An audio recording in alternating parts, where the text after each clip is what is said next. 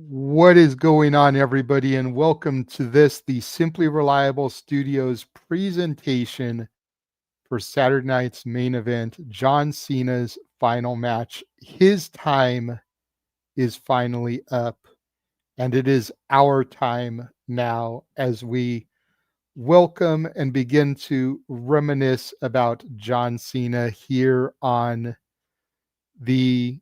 the countdown, if you will, the final countdown to his final match. It is I, the Renegade of Wrestling, JJ Williams, joined by the original Big G, Big Baller G, joined by the West Coast Professor Jeff MRF and Meacham. We're not 5 minutes in yet. Gentlemen, I know your answer, good sir. Are you ready for this evening? Are you ready for this wild ride No, we are about to go on? I'm not.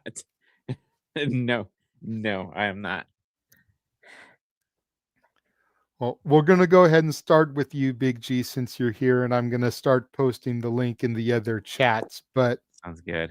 what what does John Cena mean to you? Jeez, he means a lot. Like first saw John Cena on my television screen. I want to say 2005, right after he got drafted to Raw with the whole Jericho thing. So that's the first time I remember John Cena. Thankfully, thanks to Peacock and WWE Network, I was able to go back to see, his earlier stuff. I saw his match against Kurt Angle when he first debuted.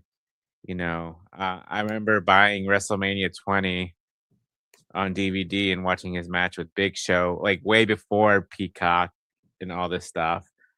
Um, but yeah, John Cena's meant a lot to me. I was I wasn't fortunate to meet him in person, which kind of sucks, but for what he's done outside of the ring, outside of WWE with Make a Wish and all that, like I don't know. He's like I don't know, one of the best human beings out there, you know. But I was fortunate enough to see John a good amount of times live in person at live events, at Raws and SmackDowns. I actually posted a video on X earlier of two one of the last two times I saw John in person was in Hershey a couple years ago in 2023 before he even did this whole retirement tour thing. And then the final time I got to saw John in person was WrestleMania 40 when he made a surprise appearance during the Bloodline match. So at least I was there to see, him help Cody finish his story. So that was very cool to see.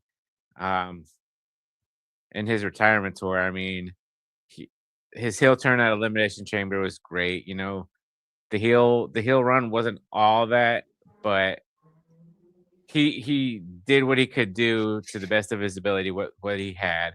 And then, obviously I was fortunate enough to call with Walter and Noah, him winning the IC title in Boston and then unfortunately losing it at Survivor Series. But yeah, I mean, great memories with John. I know you two gentlemen above me have met John in person. You guys have a lot more stories with him. So I'm gonna end mine there and hopefully hear you guys tell your stories about John Cena. Sounds good. We appreciate you popping in, Big G. We'll see you a little bit later when we get to the official Saturday night's main event portion of the show. Gonna bring in next person that popped in is a regular member of the Simply Predicting panel. Chris Rotz, how are we doing this evening, good sir? I am doing good. I'm getting ready for John Cena's last match, and I feel tonight's going to be an emotional ride. Yeah, 100%. The gentlemen up on the top portion are not exactly 100% ready for this, but What does John Cena mean to you, Chris? What John Cena means to me is he was truly a hero, and he was truly a role model to me, my family, and my whole entire friends. John Cena inspired me to go follow my dreams when I decided, let me back in 4th grade. I wanted to do Taekwondo, that is karate, and I started from my right belt, and I achieved it by going from my white belt to my black belt back in 2014. And I set that goal out there, and John Cena was in my head and says, never give up on your dreams at all. And I wanted to achieve that. I saw John Cena many times when he was downtown, my hometown of Youngstown, Ohio, when they were doing the WWE live event tours. I saw John Cena in Pittsburgh multiple of times, 2021 back in the after the pandemic, and when I saw him at WWE Payback in 2023 when he was the referee of The Miz versus LA Knight. Yeah. That was a special moment to me. And that was the last time I witnessed John Cena live in person. I saw John Cena won his first WWE championship when I was 4 years old back in 2005 at WrestleMania when he defeated JBL. And You then just made Jeff get some back spasms there. And then He's calling for his Ovaltine and his cookie now. Then I saw John Cena won his last WWE championship when I was 24 years old this year at WrestleMania in Las Vegas when he defeated the American Nightmare Cody Rhodes. I saw him became multiple-time world champion. He won United States champion. He was tag team champions with Shawn Michaels and also David Ortunga from the Nexus. He finally became a Grand Slam champion by being the Intercontinental Championship by defeating Dirty Dom Mysterio and then only to lose it at Survivor Series. He had so many matches. He took on the likes of Edge, Chris Jericho, Randy Orton, CM Punk, Cody Rhodes, Brock Lesnar, The Undertaker, Kurt Angle, Carlito, Kevin Owens, AJ Styles, Bryan Danielson, Bray Wyatt. He teamed with LA Knight at Fastlane, Randy Orton, CM Punk, Shawn Michaels, Triple H, and there's so many more matches for John Cena, and the list will go on and on. And I'm gonna say this: he also took on The Rock and Chris Jericho. It sucks that he's officially retiring tonight, but after this night gets done, we will be seeing John Cena in an ambassador role to get the next generation started. He's going to be working with the superstars of today, the superstars of tomorrow, and the superstars of the future. So I want to personally say thank you, John Cena, for always being a role model and always being a true hero to me. I will also be hustle, loyalty, and respect to everybody around me.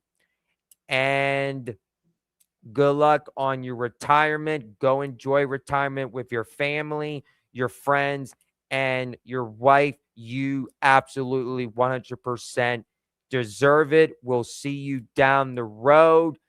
And once again, thank you, John Cena.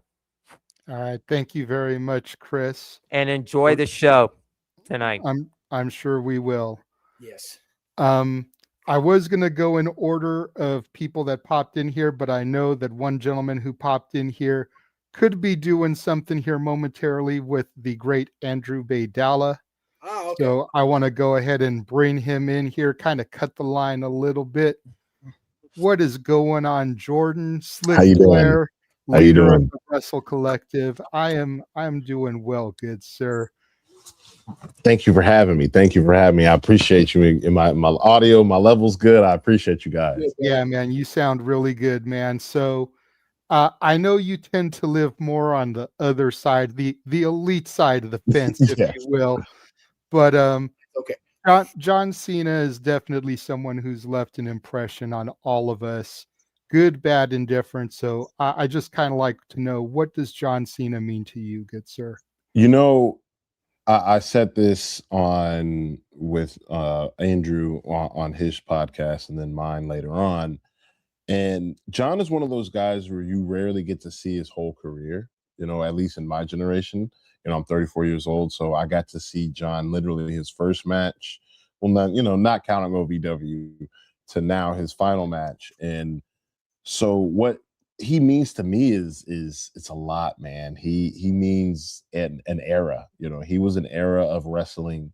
You know, he was bigger than the business, is one thing I've always kept saying. There's going to be a void after tonight in wrestling. I don't know how wrestling feels it. I don't know where it gets filled from, but that superhero, that consummate good guy, you know, that Superman-esque type of, you know, the boy blue character is gone. And John Cena means a lot to me, man. So many memories. I mean, my favorite match and feud of his would probably be that JBL I Quit match. That whole series, that was great. We got some really, really good promos out of that on both ends. JBL cut some of the promos of his life during that feud. 100. And what really means what really John Cena means to me is call your shot and take it. He's a guy that wasn't really past the torch. He took the torch and he ran with it, right? He took every single opportunity that was given to him and made it tenfold. Like, for example, and I don't want to be too long-winded, so please cut me off if I am. I'll let you know when to land the plane. Good. Yeah. He's one of the guys who, if you just listen to some of the interviews and backstage stuff, he would, you know, he learned what was it? Not Cantonese, but Mandarin. He learned Mandarin simply because they were going overseas, right? You hear all the you don't really hear bad rumors or news about him and things like that. Like all this burial, like LOL John Cena wins stuff. He's never leaned into it. He's never nothing like that. He's always just been this consummate good guy. So John means a lot to me, man. And today's going to be an emotional match. It's going to be an emotional moment. I am excited that in my lifetime, I'm able to see this. You know, I'm able to see somebody walk out on their own, not by catastrophic injury, not because nobody wants to see them.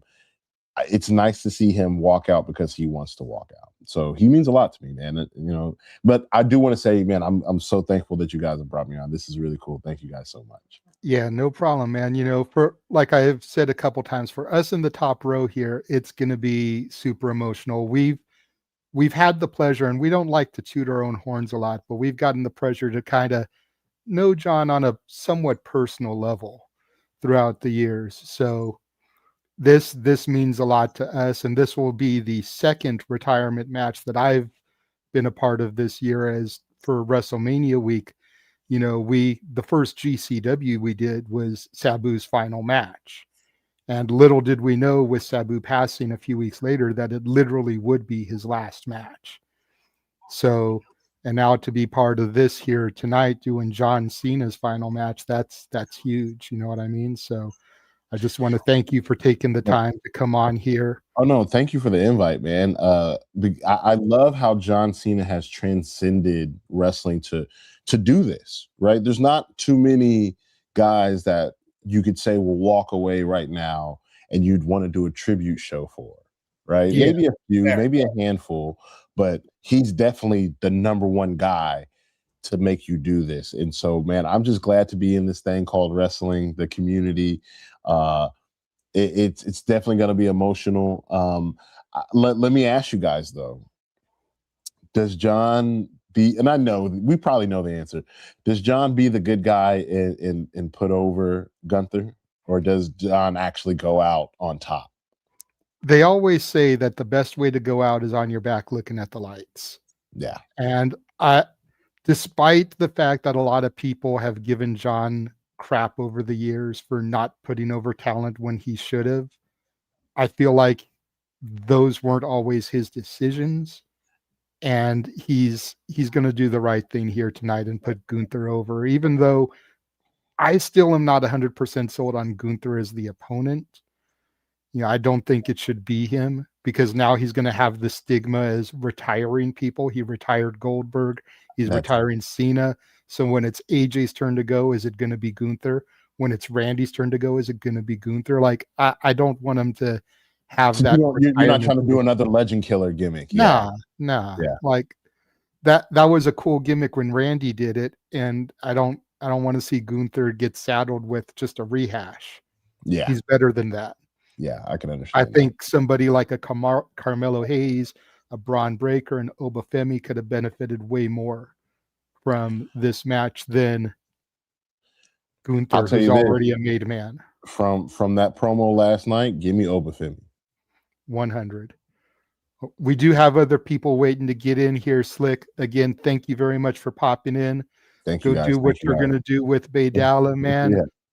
Best of luck and success to you, man. Thank you, guys. You guys do great work. Make sure you guys like and subscribe, do all of that, man. This is great. So thank you, guys. I appreciate the time. 100. Next person we're going to bring in should have kind of came in before Slick there. He was here first, but like I said, I knew Slick was going to be doing something else. We're going to bring in Mr. Diaz here. What's up, guys? How are you guys doing? Let me just sit up properly. Good to see you, David, as always, man. Always a pleasure to work with you, brother. Jeff, how are you guys doing? We're doing well. We're doing well, man. What does John Cena mean to you? Well, I'm going to say it right off the bat. I'm going to be, from my group of friends, I'll always say that I was always John Cena's biggest defender in every sense of the word. I don't think a lot of people did see the potential, at least from my group of friends. They just thought, obviously, another one just coming up. Obviously, the debut was memorable. But I want to say, just before the rapping gimmick, he did get lost in the shuffle halfway through. Yeah. And then it was like, okay, he's just one of those that's come up. Obviously, the whole WCW merger, I want to say that maybe if they hadn't brought up WCW, he would have come up anyway. But maybe that rapping gimmick, and it was a blessing in disguise that Stephanie McMahon heard this, and that's how the story goes. But then once he developed that rapping gimmick, and obviously then once he broke off from B Squared and Bull Buchanan in, what was it, early 2003, I believe it was. Then from that point on, John was the guy. Yeah. Right off the bat. I mean, it was everything. And it wasn't even the rapping gimmick, it was, I think the beauty to John, and I'll always say this, is that they took their time to elevate him and to give him a title. He didn't need a title to get over, because obviously he did that with the gimmick on his own. But then when 2003 rolled along, and then, like I said, once he split up from B Squared, Bull Buchanan, and then say around September, October, leading to Survivor Series 2003 and No Mercy 2003, that's when I saw John Cena as the next big guy. I really did feel it. And he had to change his game. He changed his attire. The look, it wasn't all about championships at the very beginning. And one thing to admire John for, and I think a lot of legends will allude to this, and they'll probably be the ones in the know, and WWE superstars alike as well. He's always been wanting to learn from the best, and that's one thing that John has done very well. He did that with Kurt Angle. Then he obviously, we know he did all the stuff with Benoit, Booker T, and so on and so on and so on and so on. And it just, I'll always be, like I said, his number one defender for that, because of that. John is, sure, he's not everyone's cup of tea. That's the honest truth. but what he's done for wrestling has to be recognized. And he is, at least to this generation, this ruthless aggression era where we came from, he is to that generation what Hogan was to our generation. No doubt. 100. I'd even say beyond the ruthless aggression era, the entire time he's been the guy. He's been what Hogan meant to the kids of the 80s. That's the thing. I mean, I look back, I've been watching a lot of John Cena's work in the last month, and there is a lot of stuff, and I think Slater alluded to this, like a lot of stuff that he did weren't really his decisions at the end of the day. But the reality is, like they still talk about, like he rightly said, that he didn't get people over, but he did get a lot of people over. I mean, I honestly believe he made Edge very relevant, a lot more relevant than what he was after he cashed in. Then was it New Year's Revolution 2006? Then the WrestleMania match with Triple H, the WrestleMania match with Shawn Michaels, and it was a lot of things, And then there is other stars he's elevated. I mean, he got Miz over at WrestleMania 27. People seem to forget that, I never forget that. The Miz pinned John Cena clean in the middle of the ring at WrestleMania. No outside interference, no shenanigans, nothing. Just 1, 2, 3. Don't look at me in that tone of voice, Meacham. I mean, it was one of those. I think I questioned that decision quite a lot, but without really realizing where they were going to go with it. I mean, eventually we learned that he was going to face The Rock at WrestleMania 28, and then obviously before WrestleMania 29. But when you look back on it now, I did think it was the best decision, but I don't think it was the right way to do it. If that makes any sense. No, that makes perfect sense. And I forget who said it on the No DQ review this week. I think it was Papa Gino, who will be joining us a little bit later. For all the people that say that Cena didn't put anybody over, he lost the world championship 17 times. Yeah, Ventura just alluded to that on the pre-show as well. I mean, he's won it 17 times, but he's lost it 17 times too. But that's called math, boys and girls. I mean, the only thing I think with John, like there is moments where a lot of times, like especially like after he lost it to Edge from the cash in, and then he won it back at the Royal Rumble. But then again, we would have never had that WrestleMania match with Triple H, which I think is a very underrated match as a whole. But I mean, I think John's been able to not just capitalize on his own momentum as over the years have gone on, but he's capitalized on momentum on anything, because obviously the fans did turn on him. He was very brave to do what he did at One Night Stand in 2006. And at the end of the day, that was something that if he would have gone over from that in that match, we would have not had John Cena stepping into the ring tonight. I can guarantee you that. Dude, if John Cena had gone over at One Night Stand 2006, the Hammerstein Ballroom would not be standing anymore. No. I mean, they said it really in the banner, if Cena wins, we riot, and they could have 100. It wasn't just an exaggeration. It wasn't for show. That was truly the reality. And not there anyway. But I think that's where, we can always argue, and a lot of people argue that what he's done for the business, and people may not see the bigger picture here. But I don't think a lot of people have seen it with many others. We can go on. Sure, he's not the greatest wrestler, but when he did have a great match, he did have a great match. I mean, the Margaret Royal Rumble 2007. I think that's one of my all-time favorite matches as well. I mean, that triple threat with Seth and Rock and Royal Rumble 2015, and it's been countless others. A lot of matches where the ones that you felt he would have gone over, he didn't. Yes. Yeah. But at the end of the day, his contributions to professional wrestling should not be forgotten. And here I am, 23 and a half years later from his debut, when I was 13 years old, Jeff. All right, y'all can just fuck off with the ageism. Like, seriously, all y'all. He's older than me, folks. Just saying. I love y'all. I'm just playing, but yeah, no, stop that. No, but the thing is that I think that's where I stand. To have seen him when I was 13, when he first came in, and now to see the end almost at 37 years old is remarkable.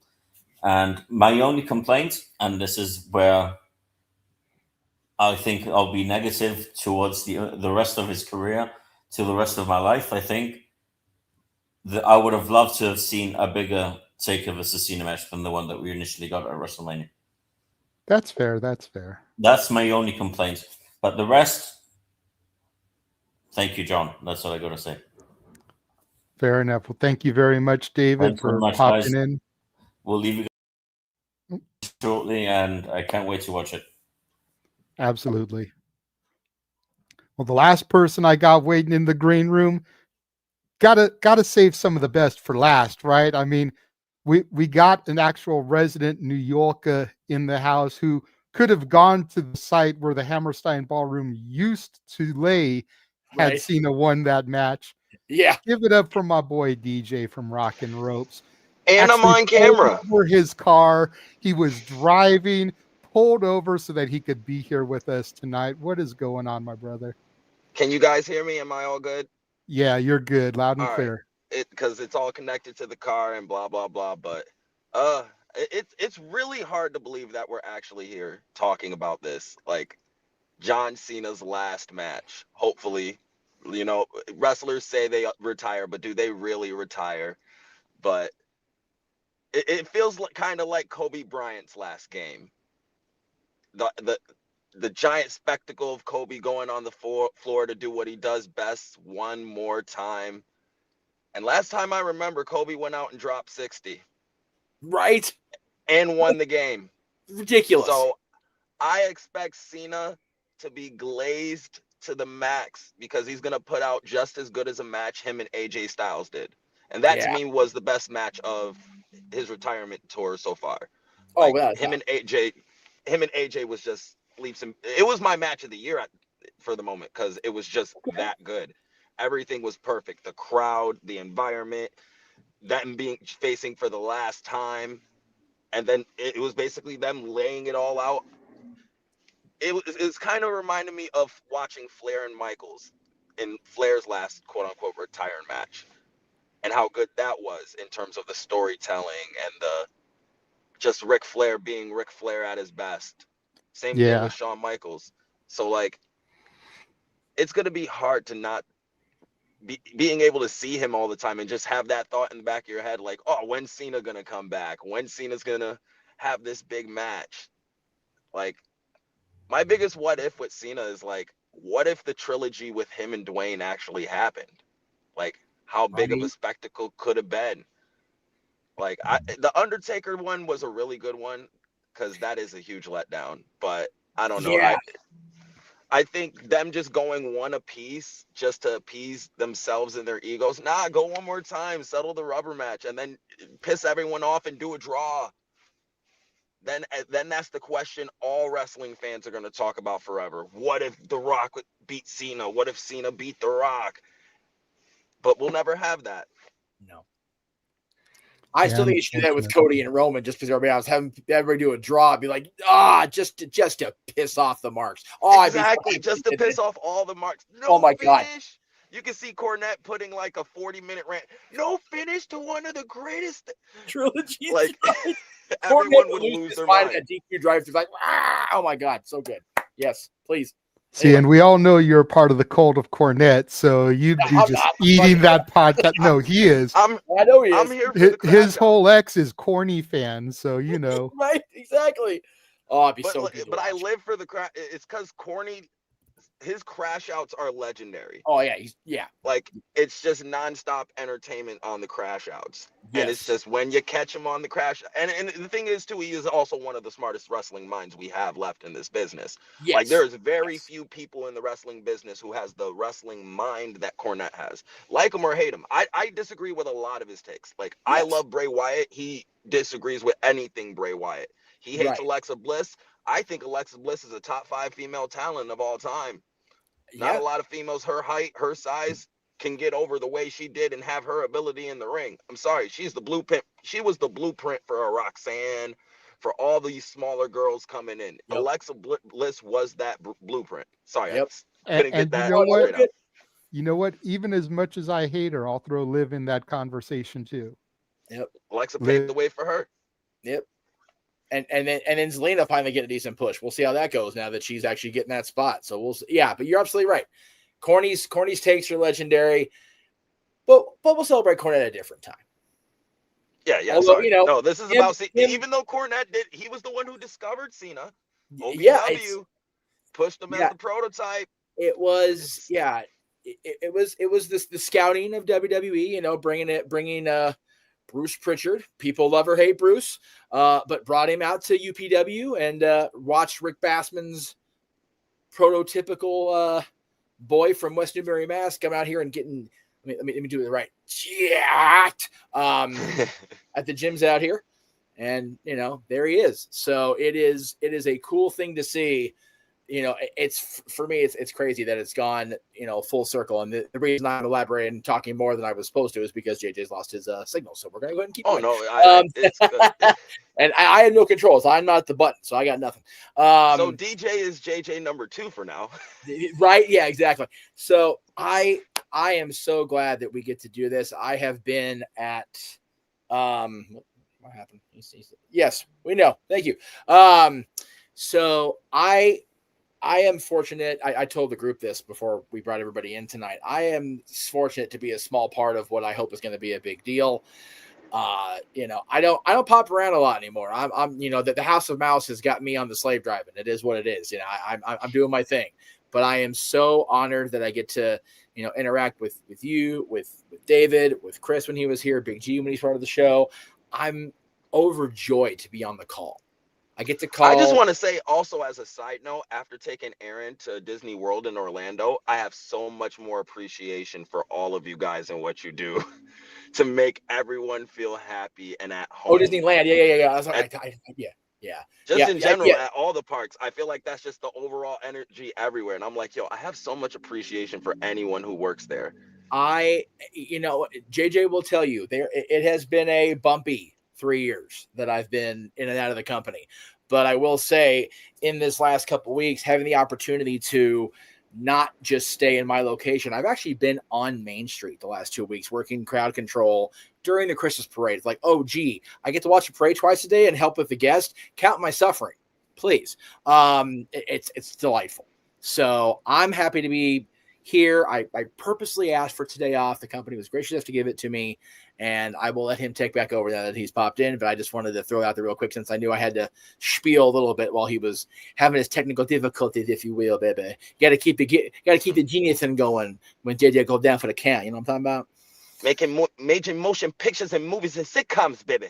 Making motion pictures is a bitch and a half, baby, especially when we got technology issues. But the dream will stay alive forever as long as JJ can keep the button going. You know what I'm talking about? Absolutely. Thank you for filling in for me there, Jeff. Of course, baby. My computer is what it is, man. When I live stream too much, then I'll lose internet connection. Yes. And have to restart my computer for it to come back and everything. Yes. I know it's just going to be one of those nights with 3 live streams in a row. So right. And being out there in the boonies don't help neither, baby. You know what I'm talking about? Right. But so I missed part of what you said, DJ, but did you get all your thoughts out? Oh yeah, all good. Okay, cool. Me and Jeff were just we was just riffing, baby. We was riffing. It was all good. Right on. All right, well then, thank you very much, DJ. I'll let you get back on your way wherever it is that you're heading to. Oh, I'm on my way home from work so I can watch this. I'm about to get ready to watch this, and I'm gonna be watching you guys watch this. And I was gonna say, are you doing a Rock and Ropes watch along of it? Me and John might. I don't know. I have to get home and check my DMs have been like bing, bing, bing, bing, bing, bing, bing as I've been on here. So I have to check them when I get home because I don't text and drive. No one text and drive. Ergo, why I pulled over and did this. So, but make sure to subscribe and like and follow these guys on their social medias because they're awesome. And celebrate Cena for the last time. We should all be together for this joyous occasion. And 100%. Thank you for having me. Yeah, absolutely, DJ. Thank you for being here. All right, we'll go ahead and we'll bring Big Baller G back into the room. Yes, ever so patient. Thank you so much for all that, Big G. Not a problem. I enjoyed listening to everybody's memories and stories about John Cena. I'm gonna save most of my shit for after because Oh, I no, don't want to yeah. get I don't want to get too wound up now because Yeah. it is what it is. Absolutely. Like we're gonna be on shenanigans later, so you and I can do our stuff then. Big G, I didn't know if he was gonna be around for shenanigans or if he's gonna want to go I to might bed. be. I might be. So figured might I'd be give him the tonight. opportunity to get his stuff out now. He can always reiterate for the people that weren't here for this come shenanigans, but we do have an audience of over 60 people watching right now. So that's Nice. awesome. We're on the Simply Reliable Studios X account, Walter Cruz's X account, as well as all the YouTubes. Just for the record, I was going to do this on the other accounts I talked about earlier in the day, but we're going to do shenanigans tonight for sure across all the usual plaything baby, but also the Greg Cherry brand for the first time, I think, ever for shenanigans. Oh, nice.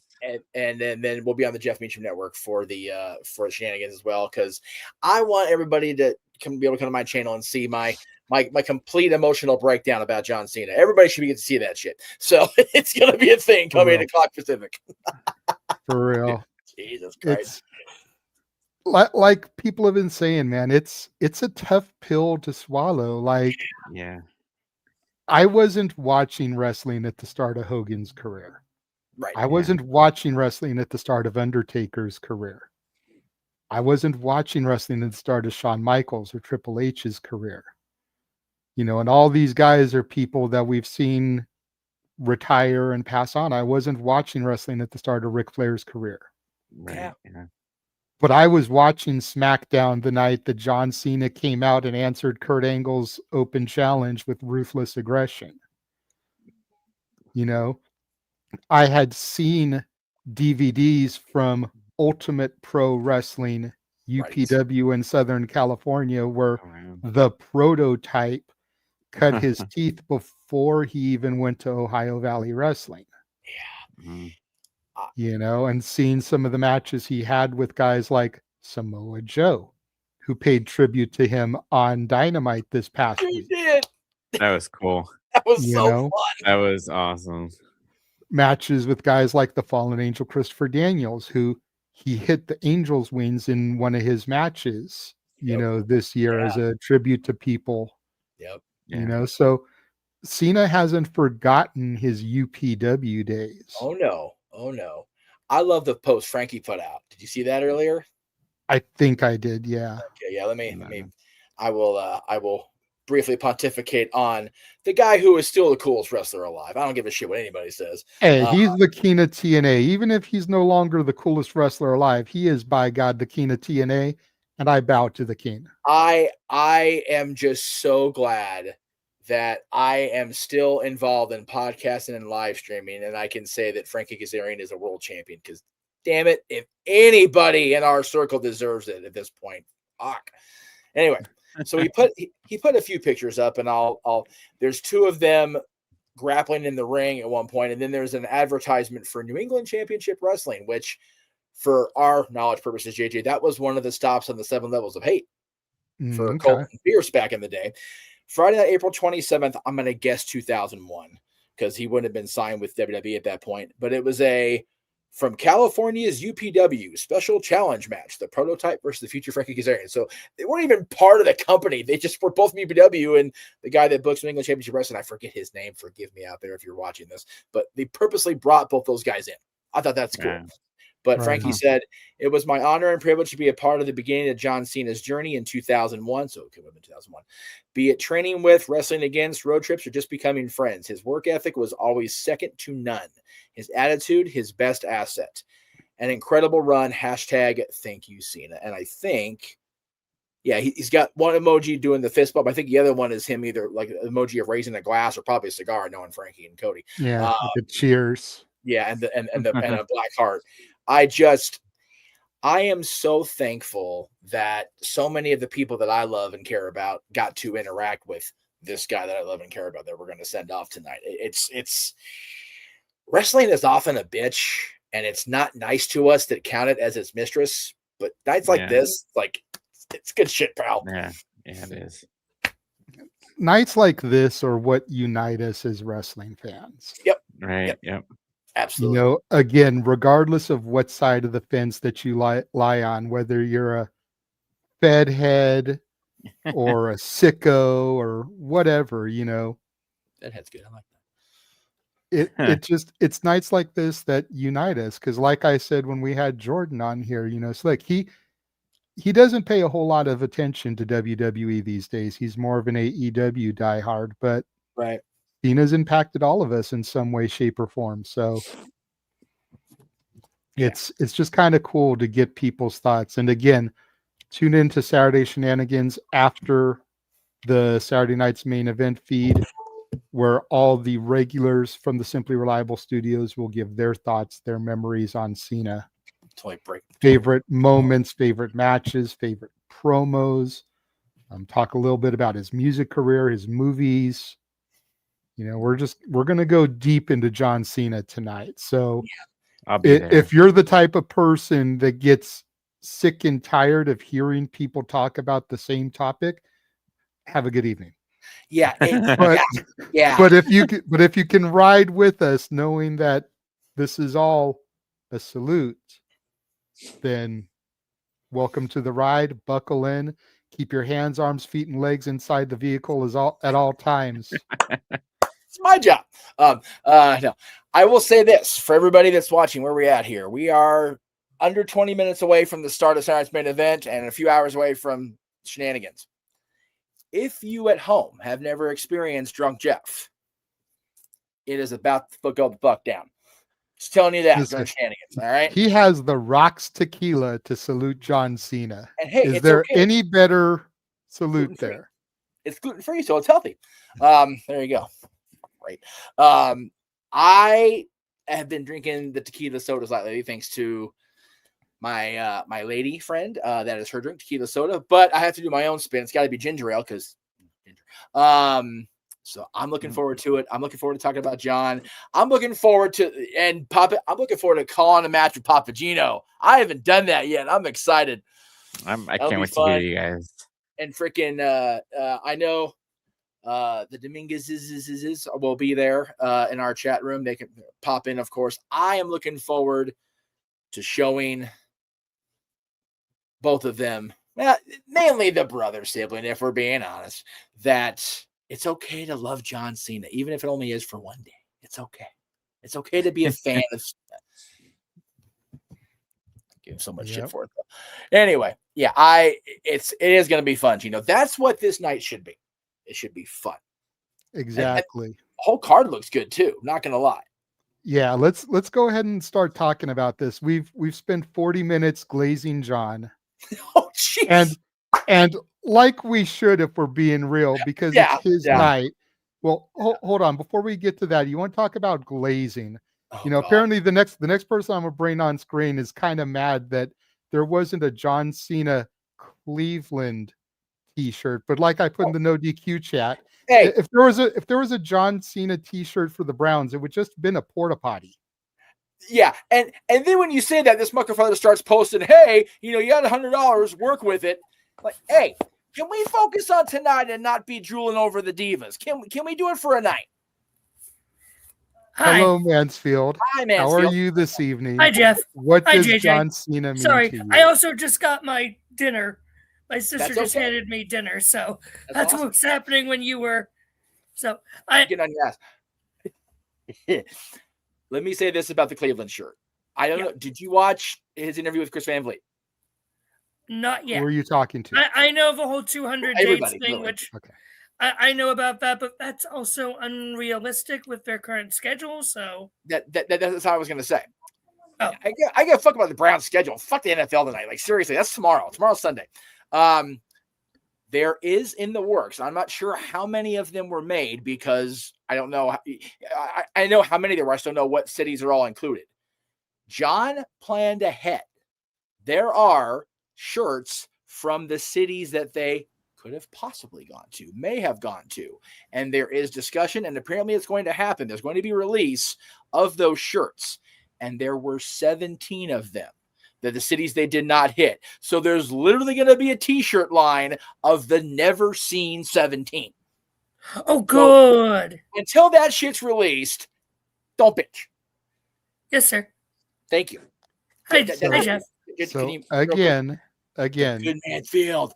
Anyway, quickly, because we do want to run through these other matches. What does Sorry. John Cena mean to you, Mansfield? Holy crap! It still does not feel real. I'm not gonna lie. That tonight's the last night, especially with how we've all been bitching about it, with how this retirement run has gone. Cena was probably my number 2 at the time when I started watching, second to only to Taker for personal reasons. But I mean, John Cena was my first wrestling costume when nice. it was Halloween of 2011, I think, where I wore that OG orange shirt. So he's been that fixture this entire run since I started watching 15 years ago in middle school. Yes, I'm trying to make you two feel old. So It's been the theme of the whole pre-show. It's okay. yeah. So it's going to be emotional. I got my actual Cena shirt on tonight. See that. So, but was this my only Cena shirt now? Yeah, that release is the only towel that I ended up getting. I forget what show I got the towel at, but I have his blue towel. His light blue towel. Oh, okay, well then no, because what I have is green. I forget what show I got, but it's the only time I ever bought one of the Never Give Up towels, and God knows I can find it in here right now. That's why I purposely bought a new one of these, because I have one from the 2012 run, but it is worn, it is weathered. So I wore this. I bought this to wear in San Diego. I wore this at Survivor Series actually, because I didn't know if I was going to buy the white shirt because it's very Padres centric. And I was like, so anyway, yeah. I was gonna say no need to buy Padres merchandise on purpose. Well, you know what? When am I going to go to see the Padres play? They don't play in October, November. When am I? Seriously. Oh, and the Browns only do because the season's starting. That's valid. Browns jump in Jehoshaphat Williams. You shut your horn mouth. Gerald Jehoshaphat, cut him off, dude. He's done now. Yeah, for real. You've had enough, Josh. Thank you for coming in. Yes, we can't see you anymore, but you are always welcome on Shenanigans if you want to delve further into the Cena memories, my friend. Considering I am snowed in pretty much tonight, I might actually do that tonight. Hint, JJ. Well, sounds good. I'll shoot you the link when it's time, good sir. Thank you for popping in. Perfect. All right, well, let's go ahead and bring Big Baller G back in. And also joining us now, the man who's going to be on commentary along with Big G and the Simple Man for the majority of the program. Mr. Reliable Walter is in the house. All right, we got a salute. I'm here for it. Yeah, I got to salute him for the last time we'll see him, because next time it's going to be a suit and tie version of himself. I feel like we see the suit and tie John Cena more than we see the jorts and t-shirt Cena these days anyway. So right. like even when he does interviews, like he's suit and tie John Cena, like he's not himself anymore. He's corporate Cena.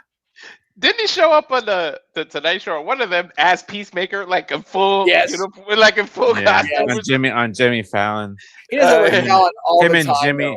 Him and Fallon are good friends. Yeah. Him and Fallon go back to when I think Jimmy was still cutting his teeth on Saturday Night Live before he even got late night. So yeah.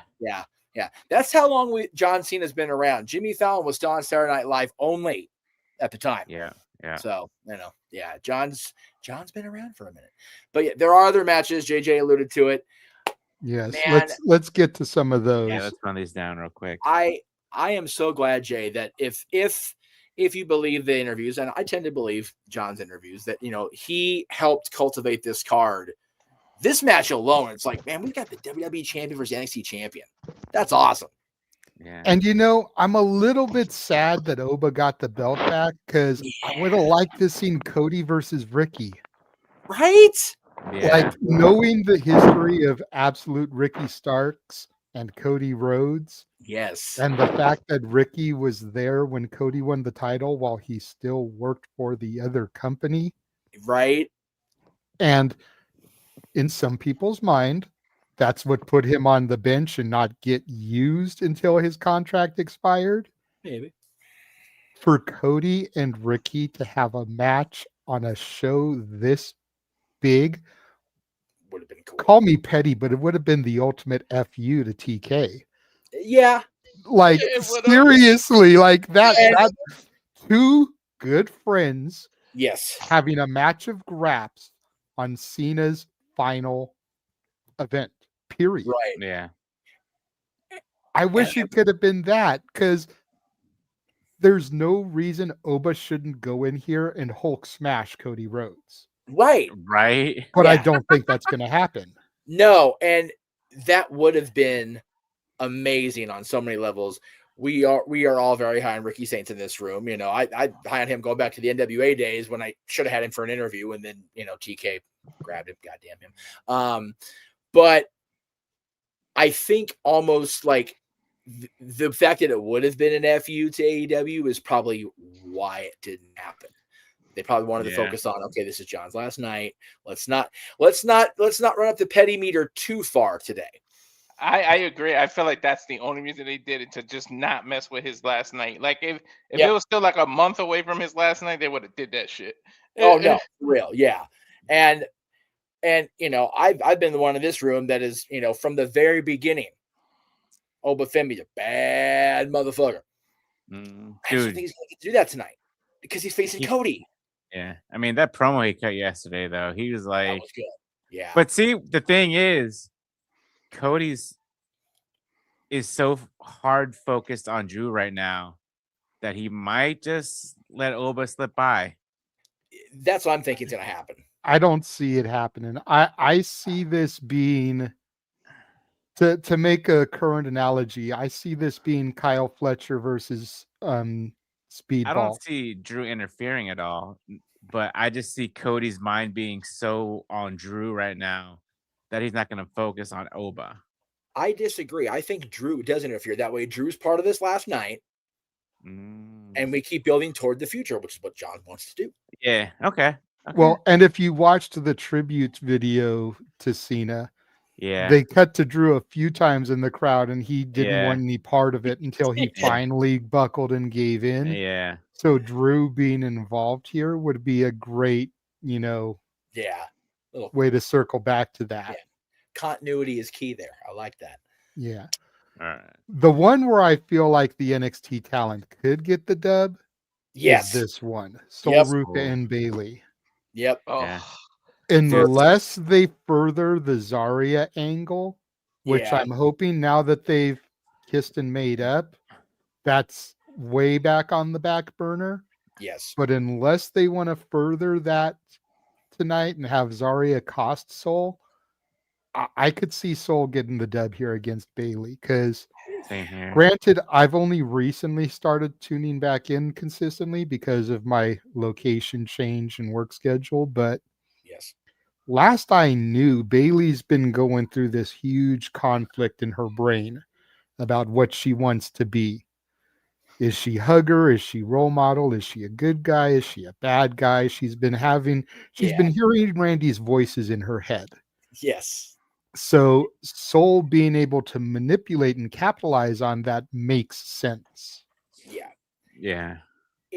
She's still kind of in that place, but her and Lyra have been teaming. They are one of the teams that's been in this all of a sudden rejuvenated women's tag team division. No shit, huh? Yeah, there's the pettiness right there. Where was this a couple years ago? We talked about that. AEW didn't have women's tag team titles a few months ago. Now that they do, all of a sudden WWE's women's tag division. That's why we brought it up on Shenanigans last week. I was like, you know what? Hold up, wait a minute. But as far as tonight's women's match, I personally think they're just going to let them fly and do their thing.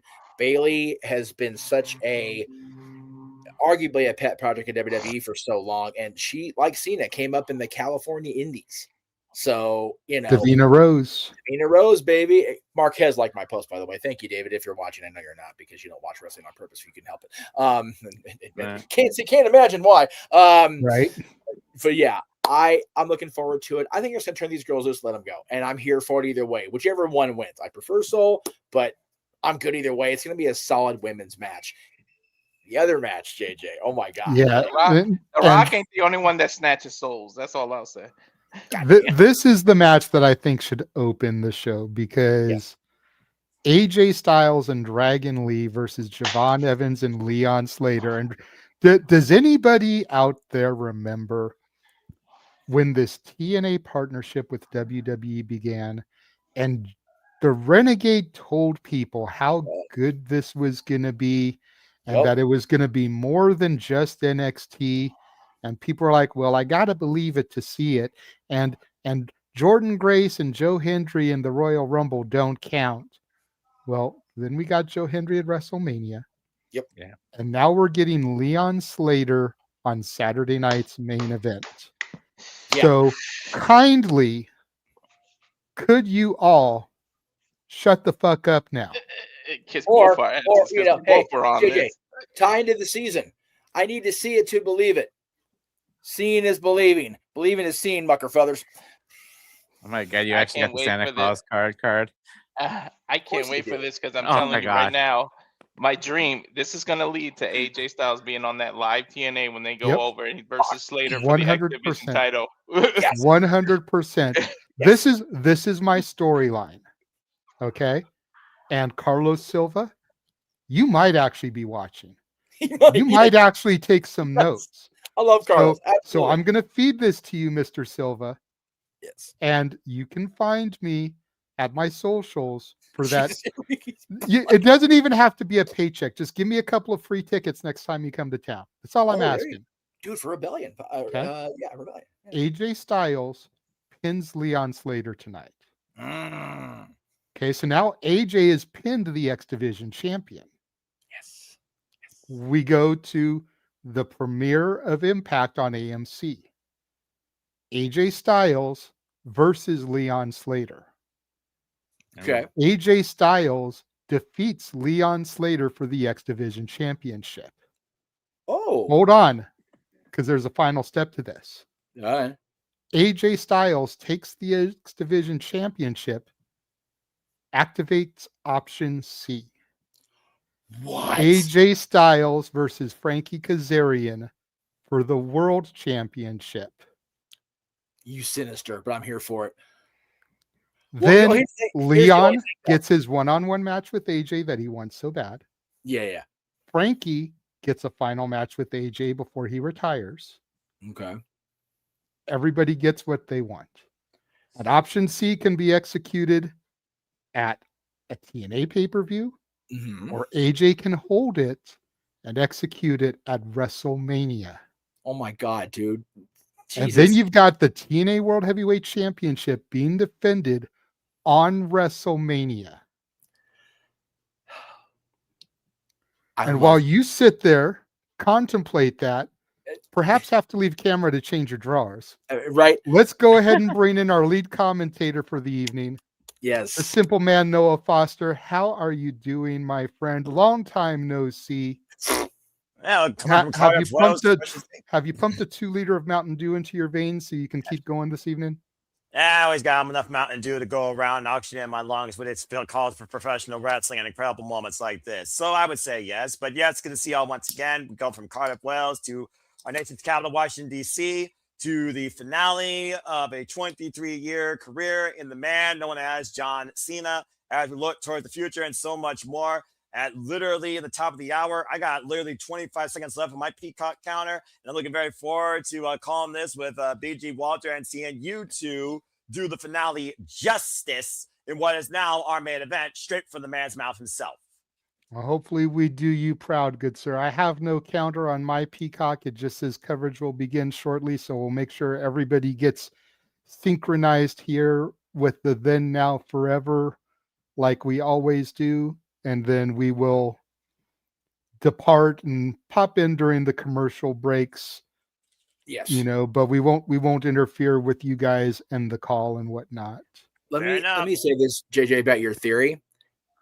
If Mike Santana wasn't wrestling Frankie at Genesis, I would agree, but I think Santana's going to regain the title, which sucks. I'm on now. Oh, shit. Mine's then. Oh, there it goes. Forever. I'm going to pause that forever. Then I just got to forever. Now.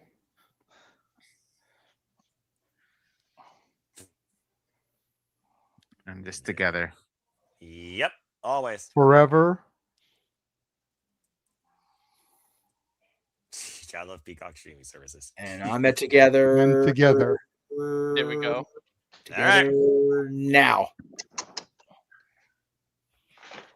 Well, this is it, everybody. What started all the way back in 2002 reaches closure tonight from Washington, D.C. in our nation's capital as we bid farewell. The last time is now for the most polarizing, accomplished sports entertainment figure in professional wrestling history. We say farewell to John Cena and open the door towards the future. Capacity crowd on hand. There you see all this unique memorabilia celebrating Mr. 17, the Golden himself. And of course, the Heartbreak Kid, Shawn Michaels, Johnny Gargano, of course, these two pioneers that lead the future from the black and gold NXT to, of course, the showstopper, Mr. WrestleMania, who shared a match with John Cena on that stage. Expect surprises and all sorts of guests here tonight as we got the WWE Hall of Famer Trish Stratus in the building. Oh, wow. Damn. And also the man that literally asked him if he had those 2 words needed, Kurt Angle. Dude, That's what's up. Trish Stratus is like the Mrs. Benjamin Button. I swear she's aging backwards. Well, Yoga will definitely help that, by the way. Oh, course, shit! Henry, who, of course... Yeah, he's not wearing the salmon suit. Okay, good. Okay, good. Tonight. So don't worry, Jeff. We're not going to get a freaking Rick Roll again like we did back then. Yo, he should have wore it on purpose, like at the gym. Right? Yeah. Wore it on purpose, he says. And backstage, now. of course, in that locker room is the 17-time WWE champion. Yeah, To he's get got to have ready- the biggest suite that anybody's ever had right now. I bet How you that big of a man- suite do you give somebody like John Cena when the last time is now? As we go to this video package being narrated by Paul. Oh, so Levesque. good. If you guys haven't seen this layout, I have. I'm going to let everyone just take it in. This is as good as the national anthem. Everyone, please join Peacock or go to YouTube and watch this cold opener narrated by Triple H. Measured in titles.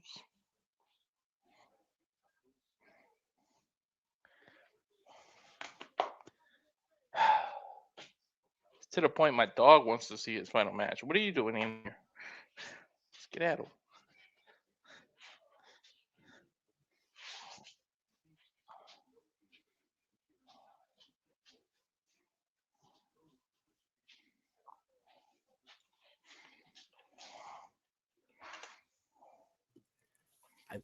I've said it so many times over this last week. It's like I've had a year and a half to prepare for this, and now it's today. I'm not ready for this shit. You're still not ready, and you realize you have no time left. This is it. The last time is now. I put it on Twitter. It's not going to hit me until the match is actually over. It's not going to hit me until tomorrow when you wake up and John Cena is out of professional wrestling. As far as an active wrestler, it's. But you know, Jay. At the same time, my dad made a great point. He's gonna wake up tomorrow with his wife in his arms, the next movie to make, the next TV show to produce, and he's good, man. If he's good, we can all be good. But our fandom's gonna suck for a minute.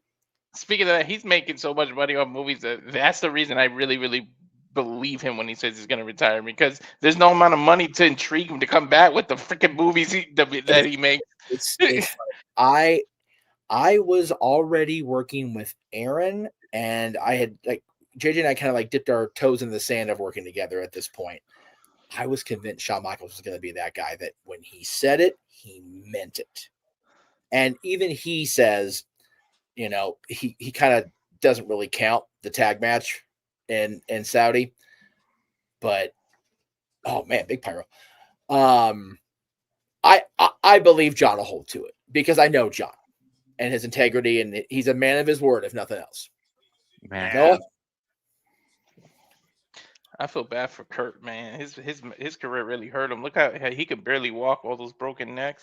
And yet he still is here to celebrate, as we all are here for the final time, John Cena, but also look towards the future as you see the undisputed WWE champion, Cody Rhodes, getting ready for a one-on-one encounter against the ruler of NXT, Femi, looking to oppose his throne as Ruca hangs 10 with many who have called it going her own right this Women's Wrestling.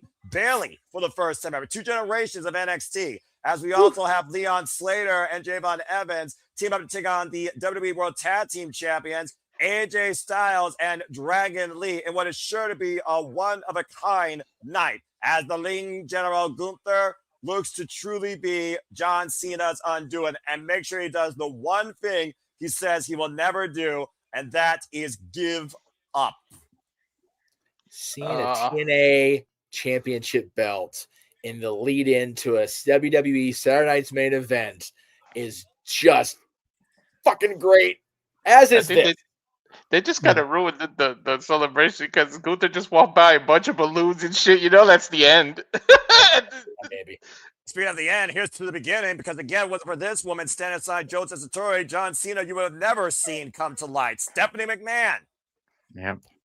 Another one, no, Walter, you mentioned, the reverse Benjamin Button. Stephanie yes, Stephanie has been through it the last 3 years or so. Oh, yeah. Still comes out there looking as only she can look, as Nature Boy used to say. She's already crying. She's already like, you can't, that's not fair, Stephanie. I'm trying to hold together with our audience. The global audience is going to lose it with you. What's the matter with you? Stephanie McMahon is a fine wine. She just gets better with age. Does, man. Yeah. Thank goodness she likes rap. I told Natty when I saw her for a book sign, it's like, whatever fountain of youth y'all are drinking in the WWE women's locker room, can you share these? Can you share these? Bro, our truth is he's the main. He kept that to himself he's the main one drinking out of that fountain. Ron does not count because black don't crack. Well, before we get any further, I want to thank the 120 of y'all that are watching our presentation of this tonight. Oh, that makes me so happy. This is just phenomenal. Thank you guys so much for tuning in for this celebration of the career of John Cena. All night, without further ado, let's get right into it. Who's first? Oh, Cody. It is kicking things off with the man that holds the present, as we kick things off with the undisputed WWE champion, the American Nightmare, Cody Rhodes, taking on Femi. I hope they didn't put themselves in a corner with this, guys. Of control. So, Walter, I don't know if I told you this, but I'm going to Ron Hershey, right? And now it's a double tape. It's a double tape SmackDown and Raw. Oh, because of the holiday? Yeah. Good for you, man. Go up, I'm home. What? Whoa! Boom! There it is. That was delayed.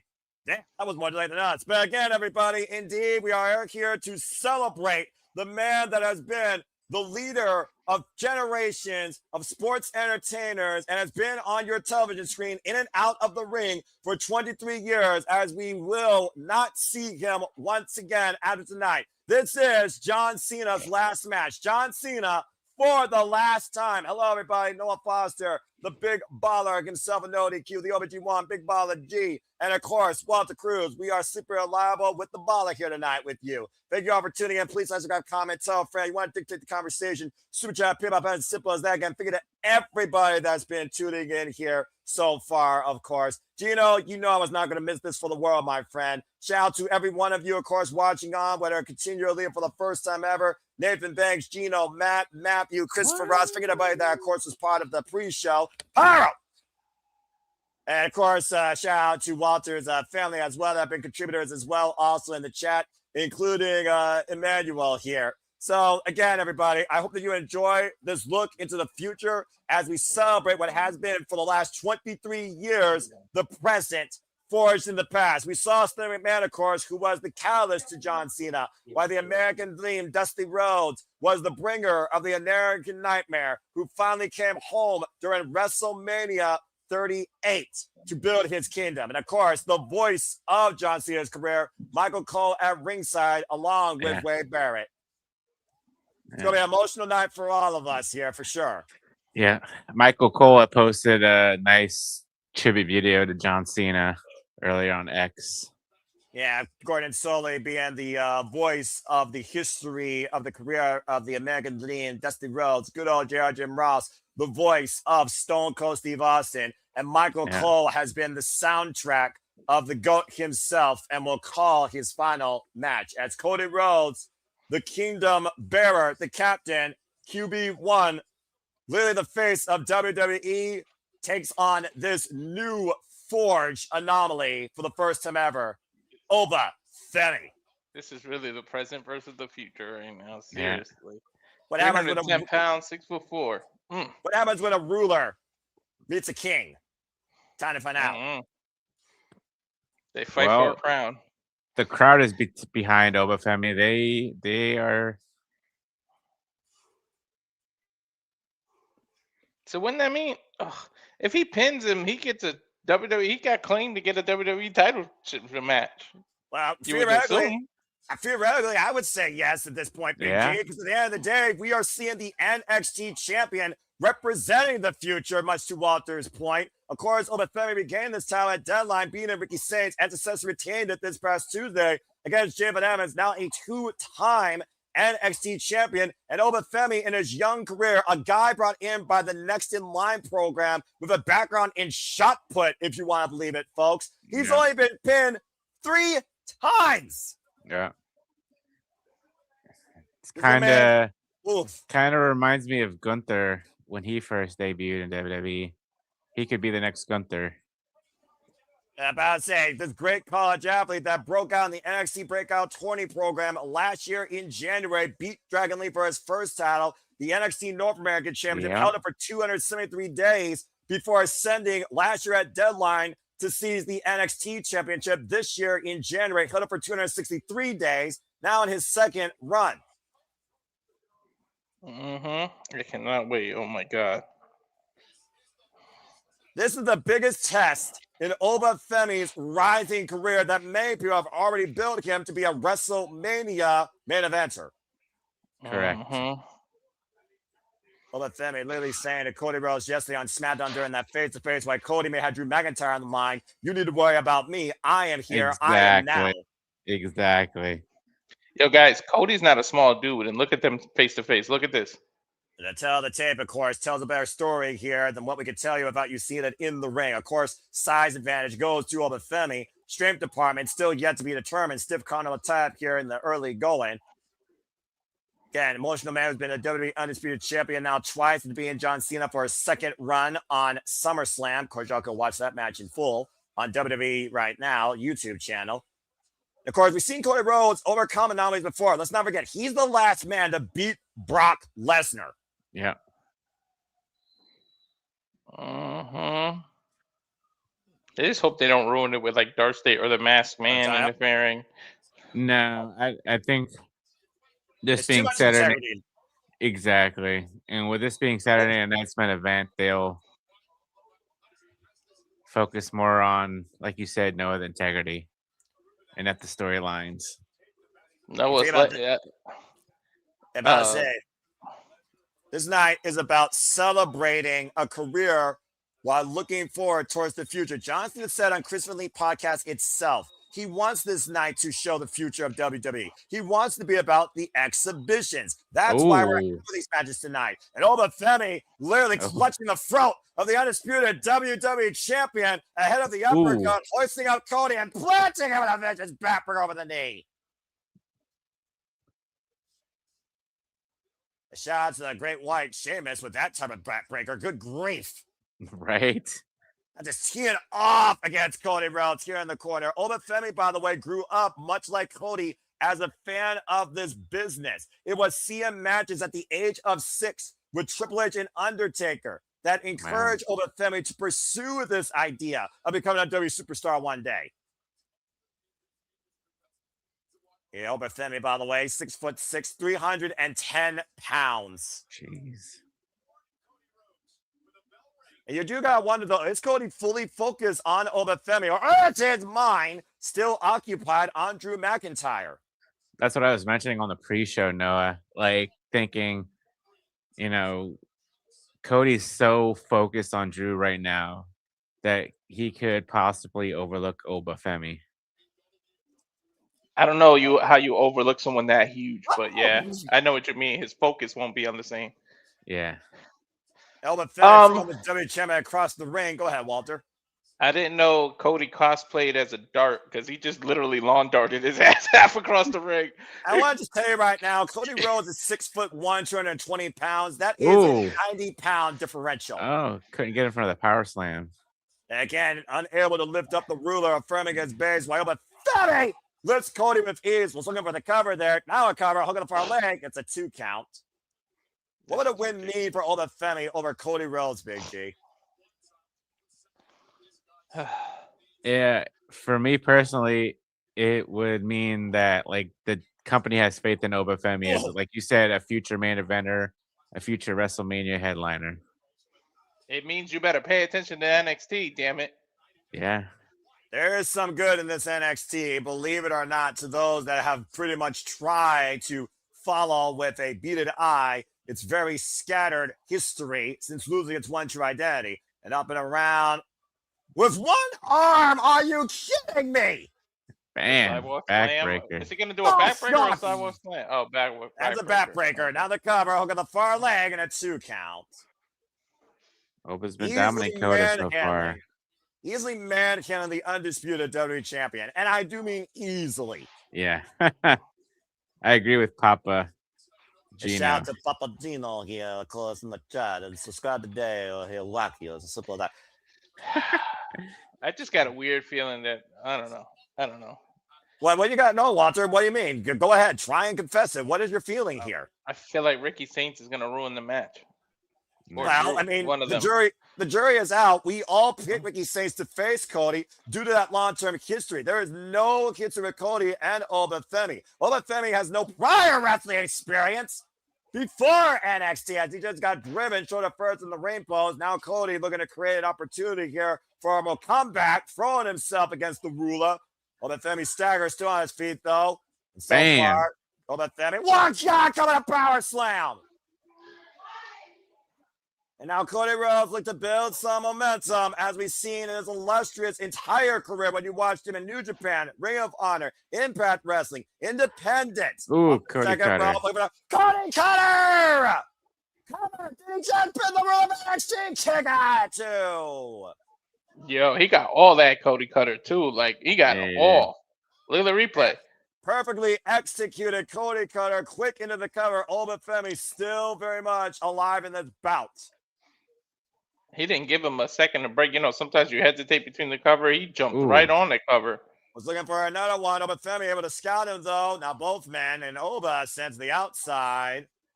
Ooh, now Cody Rhodes looking to high risk here for the tope suicide. Gets intercepted with an elbow. Dropped Rhodes in his tracks. Took Rhodes off the tracks. How about derailer? Right? All that center momentum Cody had snuffed out with one shot.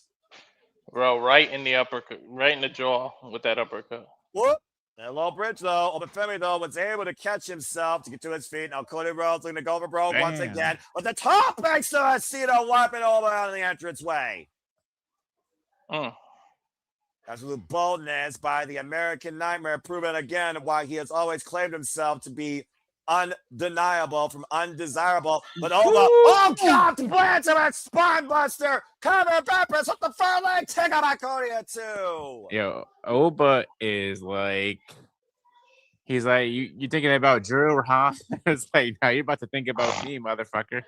Just imagine if Oba wins, if Oba beats Cody, then what hope is there for anybody in the NXT to beat him for that title? It's like Cody couldn't even, the face of the company, you know what I mean? The white hot baby face couldn't even beat Oba. How are we supposed to believe anyone in NXT is going to take the title from him? To your point, with Ricky Saints lost the NXT Championship, he said the impossible is back on the throne. Again, only 3 men have pinned Oba Femi, and one of those men did it twice, and that was Tony D. Cody driven right in front of the announce table, and Oba Femi looking at what is Oba Femi thinking here? I know he ain't fitting to dive. There's no way. I've never seen the man dive, but I've seen Oba do a train. Oh, God damn! And bumping over the announcer with that running uppercut. A flying Nigerian uppercut. I'm not calling that a European uppercut from Oba. That's accurate, considering he's from Nigeria. He went back home to the motherland, let's forget, to beat Ricky Saints ahead of deadline to reclaim his NXT championship. Claudio. You're literally dealing with a man that was only pinned once this year. How the hell are you prepared for that? Look at Tyler Damn. back there. The Damn. Burton from the Pacers. Is Cody bleeding from his ear or his mouth? No. A good scouting, Big G, and that might literally His affect the ear. equilibrium of the Okay, undisputed because champion going forward. it looked like it was. I saw his ear and his mouth. Oh, okay, it's going down to his mouth. Ear. Okay. It's his probably it's probably that same ear that what you call it? Remember when that rapper Travis Scott hit him in the ear or something and did something to him? Exactly. I don't think that's fully recovered. And again, folks, we are 3 matches away from John Cena's last match. This is a countdown of time. This is a countdown of placement. Pop up, looking for a fall from grace. Cody able to escape out of the now Cody out of the corner. Top rope counter! Into the counter, hit the fire leg, and no! Oh, and there was Santi's app. Damn.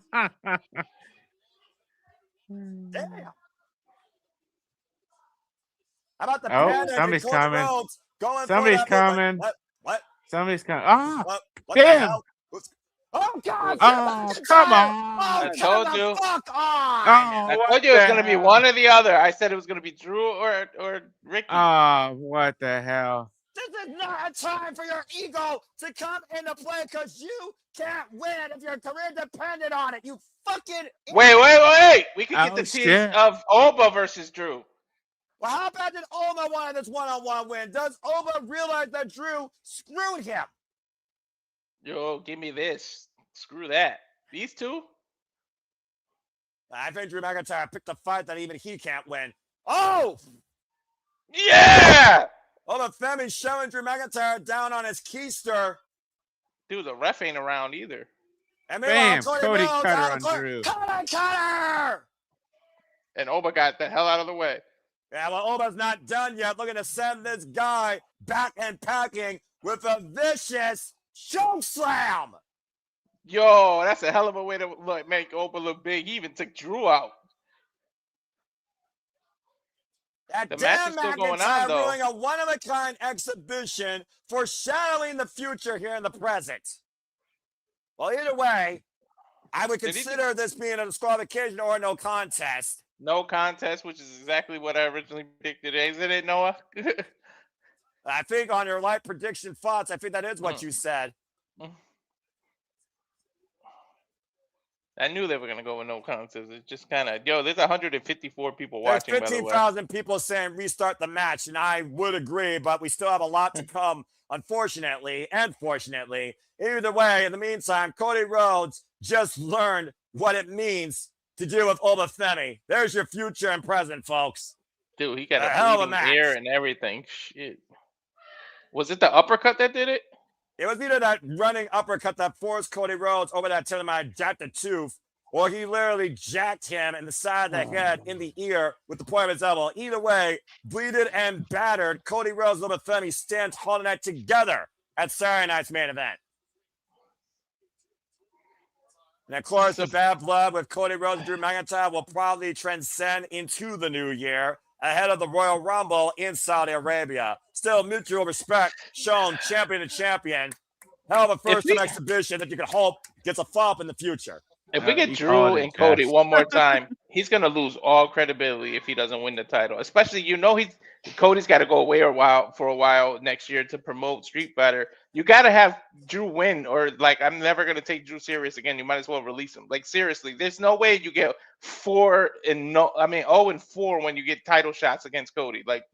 So, first of all, as far as the promotion, it's different now than it used to be. They already filmed his scenes for it, and he didn't miss a beat as champion. So he won't be gone like when The Rock would go away to film and promote a movie, he'd be gone for half a freaking year. You don't have to do that shit anymore. But I do agree that if Drew does get another title shot and he does not defeat Cody to become the champion, they have to reevaluate what they do with Drew McIntyre going forward. They have to. Yeah. For me, anyway, I love Drew and keep him around. Keep that guy paid because he was an MVP during a time where we needed an MVP to tether that show through a horrible period in history. But at this point, if he does not become the WWE champion coming out of this struggle with Cody, what are we doing? I don't know. I mean, I ask that question a lot when it comes to this company, particularly as we get ready to hang 10 with Ruca. She goes one-on-one with Bayley here very shortly at Saturday's main event as we look towards John Cena's legend career across mainstream media.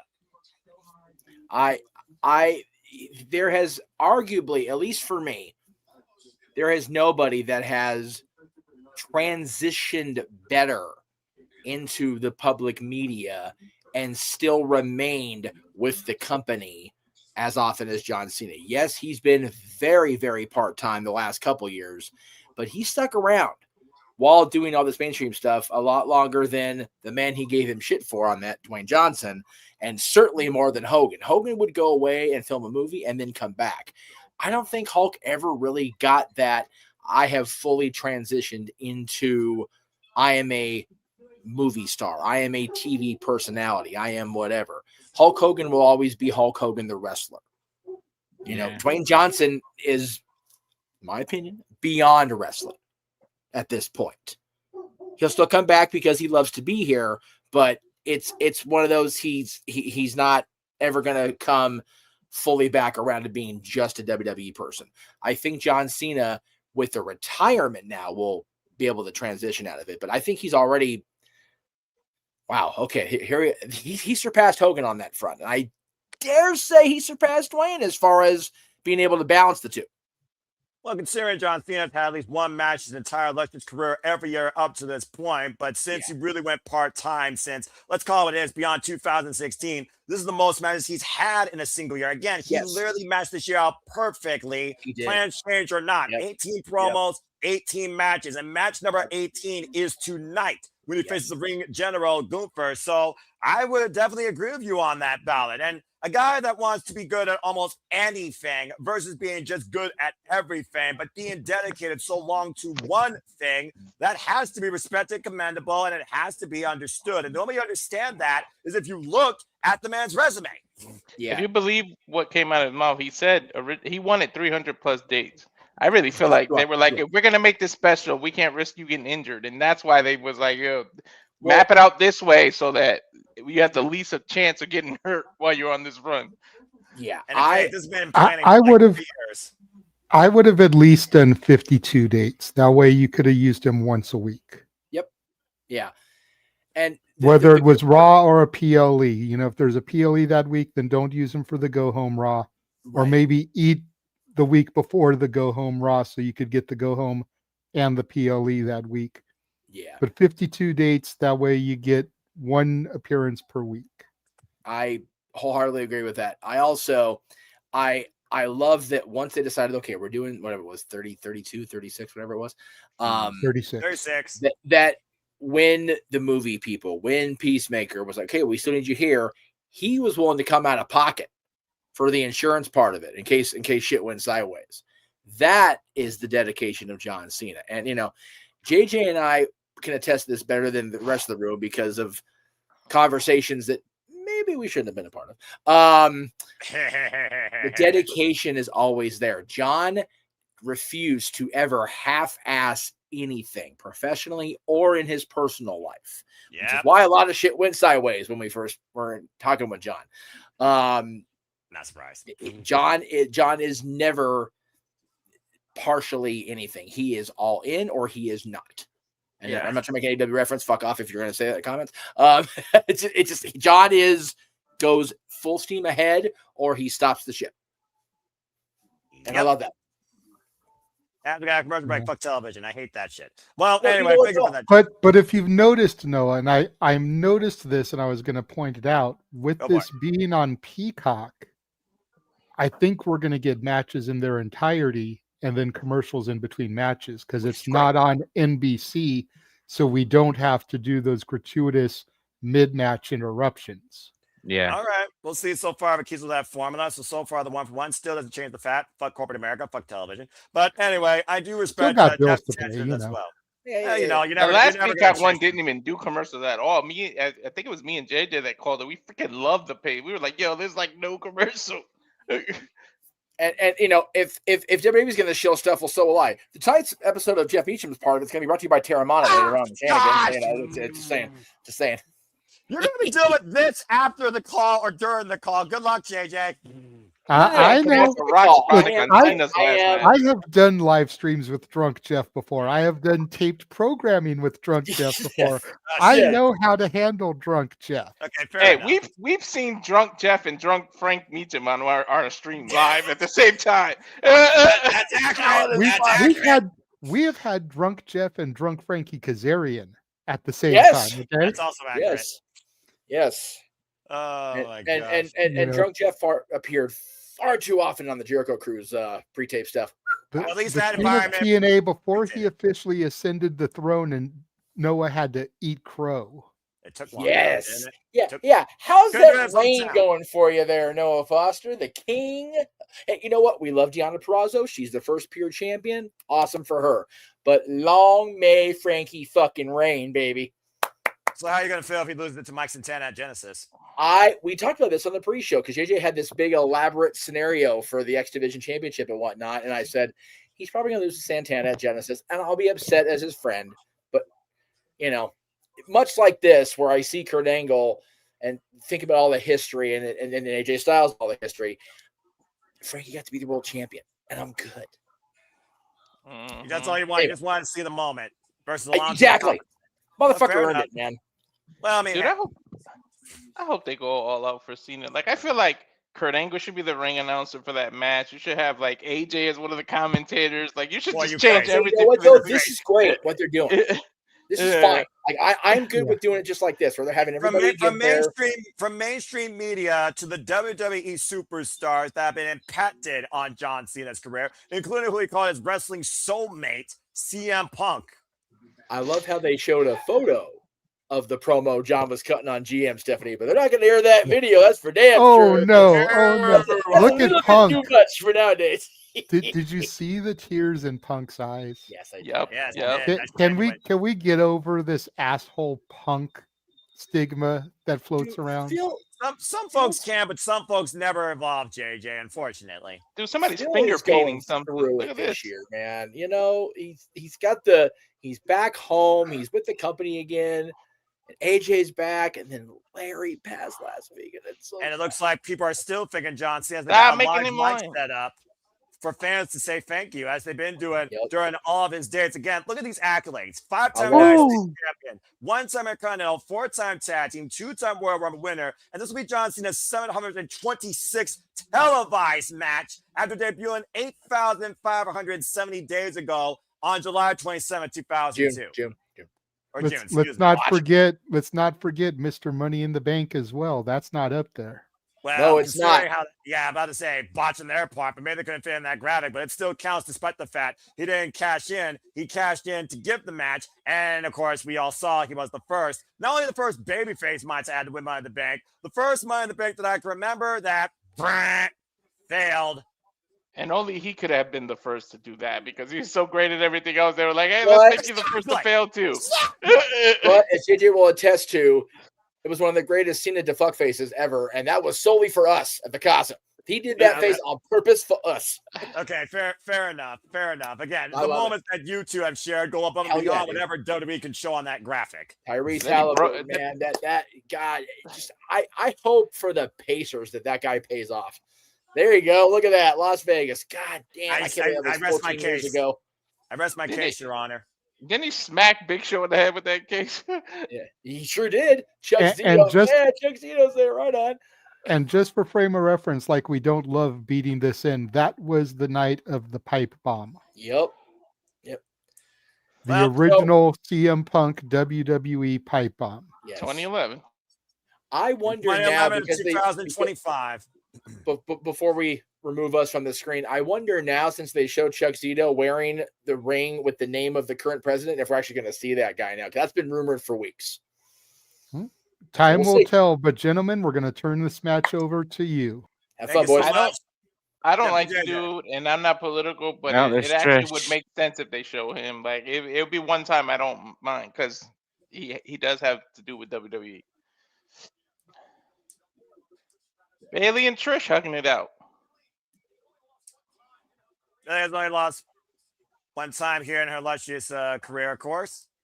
Yeah. Who our else nation's did she capital. just hug? Who was that next to Bayley? I meant next to Trish. Some random chick, probably. And primary Nah. Menudos, I don't know. Anyway, that doesn't matter. What matters now is the competitor in the ring. Bayley, who again represents our NXT, taking on the future out of this NXT. So Ruca for the first time ever. And you know, you can draw a lot of parallels here. Two women that are coastal girls, love the beach, became fans of this business. Of course, one was literally a fan of this business.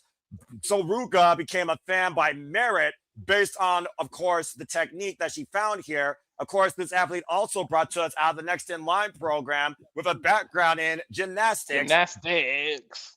Of course, her finisher, that springboard front flip cutter, the soul snatcher. I said it before you came on that the Rock ain't the only one that can snatch souls. When we were talking about this match. Well, hang 10 and get ready to ride high and see who wipes out as Ruca has arrived. Along with Zarya. Notice, by the way, Zarya saw Ruca and Lyra and Bayley here together. Each woman with a corner woman here. We see a bit of unsteadiness with Zarya and Ruca, but it seems like it's been mended. Yeah, it might go south here. Yo, she don't have her brace on anymore. Well, maybe she's fully recovered. Maybe she doesn't want to show a target. We saw that brace come into play during Deadline, where if Klein Jordan didn't chop block her, the jury is out if Kendall Gray would have been the Iron Survivor. But Ruca has definitely been a rising star, former NXT Women's North American Champion and Speed Champion, for what that's worth. I can't. Yo, right. Soul is definitely the future of the women. I can't wait to, like, when Lola and Jada and everybody get called up, she's gonna stay back there and she's gonna really bring this NXT to the next level. Graduated from Richmond Christian High School up in California, majored in human physiology, and of course, got her start in WWE, being eyed by the new program, thanks to her background in acrobatics and tumbling. Yep. What if Lyra turns on Bayley before Bayley can right turn on away. Lyra?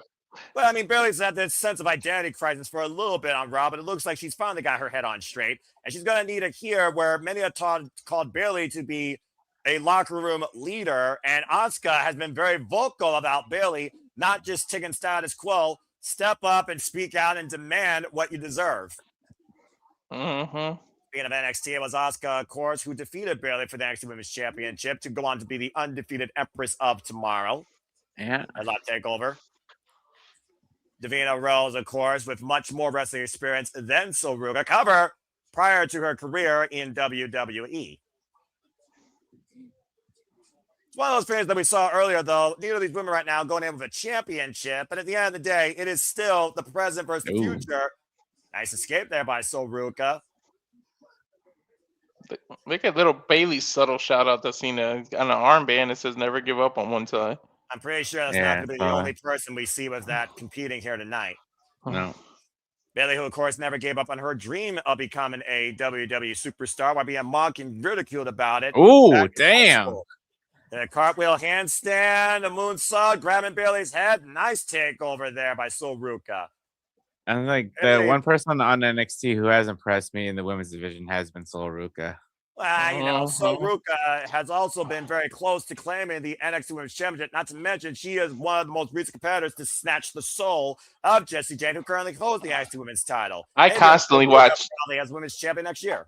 I constantly watch NXT. There's more than one that impressed me. I mean, Walter, you just yourself. Oh, X Factor! No, I mean purely skills, not that kind of misbehaving thing. All right, very good. And right now, Bayley on the outside. Got to watch Zarya though. I mean, look at Miss Gray. She's impressing, and she's supposed to be involved, and she's impressing on NXT. In fact, that woman started MMA when she was 11 years old and went into professional wrestling, amateur wrestling, when she was 14 years old. Now, Bayley, looking for something big out of the corner, went for the baseball slide. Ruca scouting it. Try to take advantage. Ruca on the apron. Handstand escape again. Ooh. Bayley slowly missed. Oh, it's a PK. Damn. Delivers a kick to Bayley. Now Ruca might be looking for the corner. Moves. Oh, lands on her feet. Rolls through Bayley. Oh, man. Just throws a forearm through Ruca. Of course, everyone has a plan until they get jacked in the mouth. Mm-hmm. Yep. Mike Tyson famously said that. Again, Bayley and Ruca, like I said, the tail of the tape, far more different with these two ladies, despite similar body build, much different in their background. Ruca, of course, 26 years of age, 3 years involved in the game, 5'8". Cover now by Ruca. Hook in the far leg. It's a 2 count.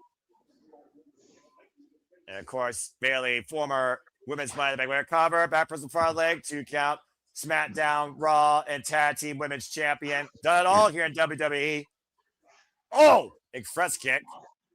And a Royal Rumble winner. Don't forget that too. No. Yep. Not to mention the Iron Woman of the Royal Rumble. Let's forget. She holds the time. Yeah. Dude, Soul is impressing. And so Ruca right now looking to fly high off the ropes. There's that. Oh, man. Oh, So- shit. Oh. Damn, she's Beautiful. impressing. She cleared that. Oh, my God. Her head came awfully close to the apron. That was dangerous to do that. Yeah. Oh, no, clearing a high hurdle. Let's watch it again. Watch this replay. Modified Sasuke special. Let's not forget, one of her inspirations is Will Ospreay. Take a look again. Beautiful Jesus, clearing the top rope. That's beautiful. a perfect 10. Oh, missed that Let's be on frog the top. splash. Off. Big splash misses. Bayley goes to the inside. Now Bayley ready for a Ruca. Trying to look for So- another gear here. Go ahead, Big G. So according to Jeff, it was Eve Torres that she hugged Oh. after Trish. I used There's to a like name you don't some hear much Eve. about, though. And Sunset Flip powerbomb in the corner by Bayley. We have 2 matches left, so John Cena's last match. There's a cover by Bayley, hooking the near leg, and a 2 count. Veteran move, now allowing Ruca to be in between the ropes and her. Dude, Forcing Ruca to kick out. I'm so glad they're giving the up and comers this kind of platform. Thank you, Cena, for that. Whether Seriously. Cena was the sole influence behind that or not, it definitely is a smart strategy. Bayley, of course, 36 years of age, 17 years involved in the game, stands 5'7", 119 pounds, and of course, Bayley's background is in basketball and amateur wrestling. The schoolgirl by Ruca, Bayley able to roll through. Oh, catching her with a little PK Knee. underneath the jawline. That knee. Went for the knee. Ruca able to scout it, though. And of course, Bayley's had her own fair share. So let's not forget, torn ACL, torn MCL. Some of Chris Statlander and Ruca can both relate to. If you haven't seen it already, Chris Statlander and Bayley also shared a moment. I love that. Yeah. Big elbow by Ruca, trying to get some momentum here. Taking down Bayley for the second time. That's what sucked about Bayley. Every time she had momentum, one of those injuries came. Ooh. Release German Come on, suplex, let's a go, beautiful Soul. kip up. Those gymnastics and acrobatics are definitely coming to play here on Ruca. Oh, yeah. Impressing the Soul crowd. Snatchers? No. No. I thought she was again. setting up a Soul Snatcher when she sat up there. Nah, she's already on the top rope, though. Damn. But she might be... All right. Oh, man! Wow. What a DDT. Up the top rope, count up the That's far not leg, even- kick out two. That's not even a tornado DDT. That's an old school DDT for the top rope. That's crazy. Take a look at the replay Jeez. as she hand walks the top rope into a DDT. That was literally half a cartwheel, handstand on the top rope to a DDT. Now looking for Bayley, touching her to belly. Got her hooking a fire leg and belly kick out two by Soul. You see, so Ruca, people like you did tell her this is the shit you miss when you don't work on Tuesdays. To be fair, there are other people you miss on Tuesdays as well, but you could also just go to WWE matches on YouTube and avoid the fucking CW service. Yeah. How you I think just I keep go on on NXT? I just go on X and watch the highlights on that. Social media could be a very fickle place. WWE matches on YouTube with YouTube Premium, best approach to go. I just got done watching Ila Dragunov versus Tommaso Ciampa prior to getting here with you guys. Again, WWE matches on YouTube. Subscribe to them today, folks. Now, Bayley putting up Ruca. Nah, screw that. Subscribe to us. And that's you. The second rope, driving her elbow. Ruca turned inside out. Bayley driving towards center. Hook of the far leg. Back press. Cover. Kick out at two by Soul again. What the hell is Sorry, Zarya thinking? Well, I'm about to say sorry. I'm with a bit of concern. And Lyra right now pacing on the other side. Of course, Lyra Valkyria, former, of course, NXT Women's Champion, beating the man Becky Lynch, and former inaugural WWE Women's Intercontinental Champion. Just keep Zarya away from towels, please. Again, Bayley missing as well. And you see right now, Ruca and Bayley still squaring out here. Now the backslide cover. 2 deep backslide. Oh, shit. I thought that was a 3. It's not. And Bayley and Soul right now in the test of strength. Now Bayley turns Ruca around. Looking for damn. handstand escape. Oh man, Holy driving a knee crap. through her. Yo, the way she escaped that Rose plant was nice. Cover now by Ruca. Hook the far leg. Gets a 2 count. All right, come on, Soul. You got this. Snatch Again, the the biggest soul. Biggest moment of Ruca's career. Ruca's career started in 2022 in June. Looking positive for the Soul Snatch. I'm barely denying that. Oh, Now hooking up she Soul got for it this time. Rose Yeah, Blast. she's too close to the ropes. Choose the half. Hook up both legs. Oh, down the nice. I called it. As soon as they Oh. landed, I knew she was too close to the ropes. Yeah, but here's the thing, Walter. Ruca didn't reach for it. Her body landed on it. That was poor by Bayley. Now Bayley is showing a little bit of frustration here. Yeah. Again, Ruca and of course had her first match in NXT in June 2022. That drop suplex by Bayley. Okay, Bayley with her old school Shawn Michaels. That used to finish people in the 90s. That little back suplex right there. Yeah, now that's just a move to set up for something bigger here. Shout out to another one of the all-time greats as Bayley goes to the top rope with the Macho Man. Elbow drop, but cut the knees of Ruca. And now again. O'Connor roll, deep cover 2. Bayley kicks out though, but out of the corner. Soul Snatcher! Soul Snatcher! But Bayley too far inside the ropes on the apron. Soul's got to drag her inside. Come on, Soul. She did it though. Pulling her inside towards there. Bayley the reversal, the roll off the cover, deep look at the legs. Now Ruca reversal too. Ruca wins. Soul got it. What? Ruca just pinned Bayley, a former NXT and WWE Women's Champion. Go ahead. Shout out to Bayley for being willing to put the new generation over like that. That is a career-defining victory for Ruca in her 135th match in her career. She got Bayley. She used her own momentum against her. Exactly. Counter rope and Dico got both legs. Look at this Soul Snatcher. Oh, wait, no. Yeah, but I say, look at it again. That was the counter to the Soul Snatcher, Big G. A little bit too soon for you there, bro. That Rose plant should have been it. But again, poor positioning by Bayley. Too far of a hook. And so I think literally on instinct, her leg landed on the bottom rope. Yeah. And this, again, look at this finger beauty. That step up, springboard, cutter. The Soul Snatcher. Bayley learning for the first time what it feels like to be wiped out by that as Ruca wins this incredible exhibition. Against one of the best in the locker room. Bayley got me a little bit frustrated, but you gotta give some mad respect. That woman's gonna be something special here, folks. Mark my words. Yeah. Under the bright lights tonight, celebrating the GOAT. Ruca and Bayley, Saria, and Lara with the salute. We may not be able to see him after tonight, but we will see Ruca far more in the future, I assure you. Oh, yeah. And of course, the Superstore open tonight until midnight tomorrow, 10 a.m. for the residents that are there in the Galaxy Space DC Center, where you get all the merch you can for John Cena. And the time is now run as we got JJ and Jeff to give their thoughts on, as advocates of women's wrestling, the future of the WWE Women's Division, Ruca.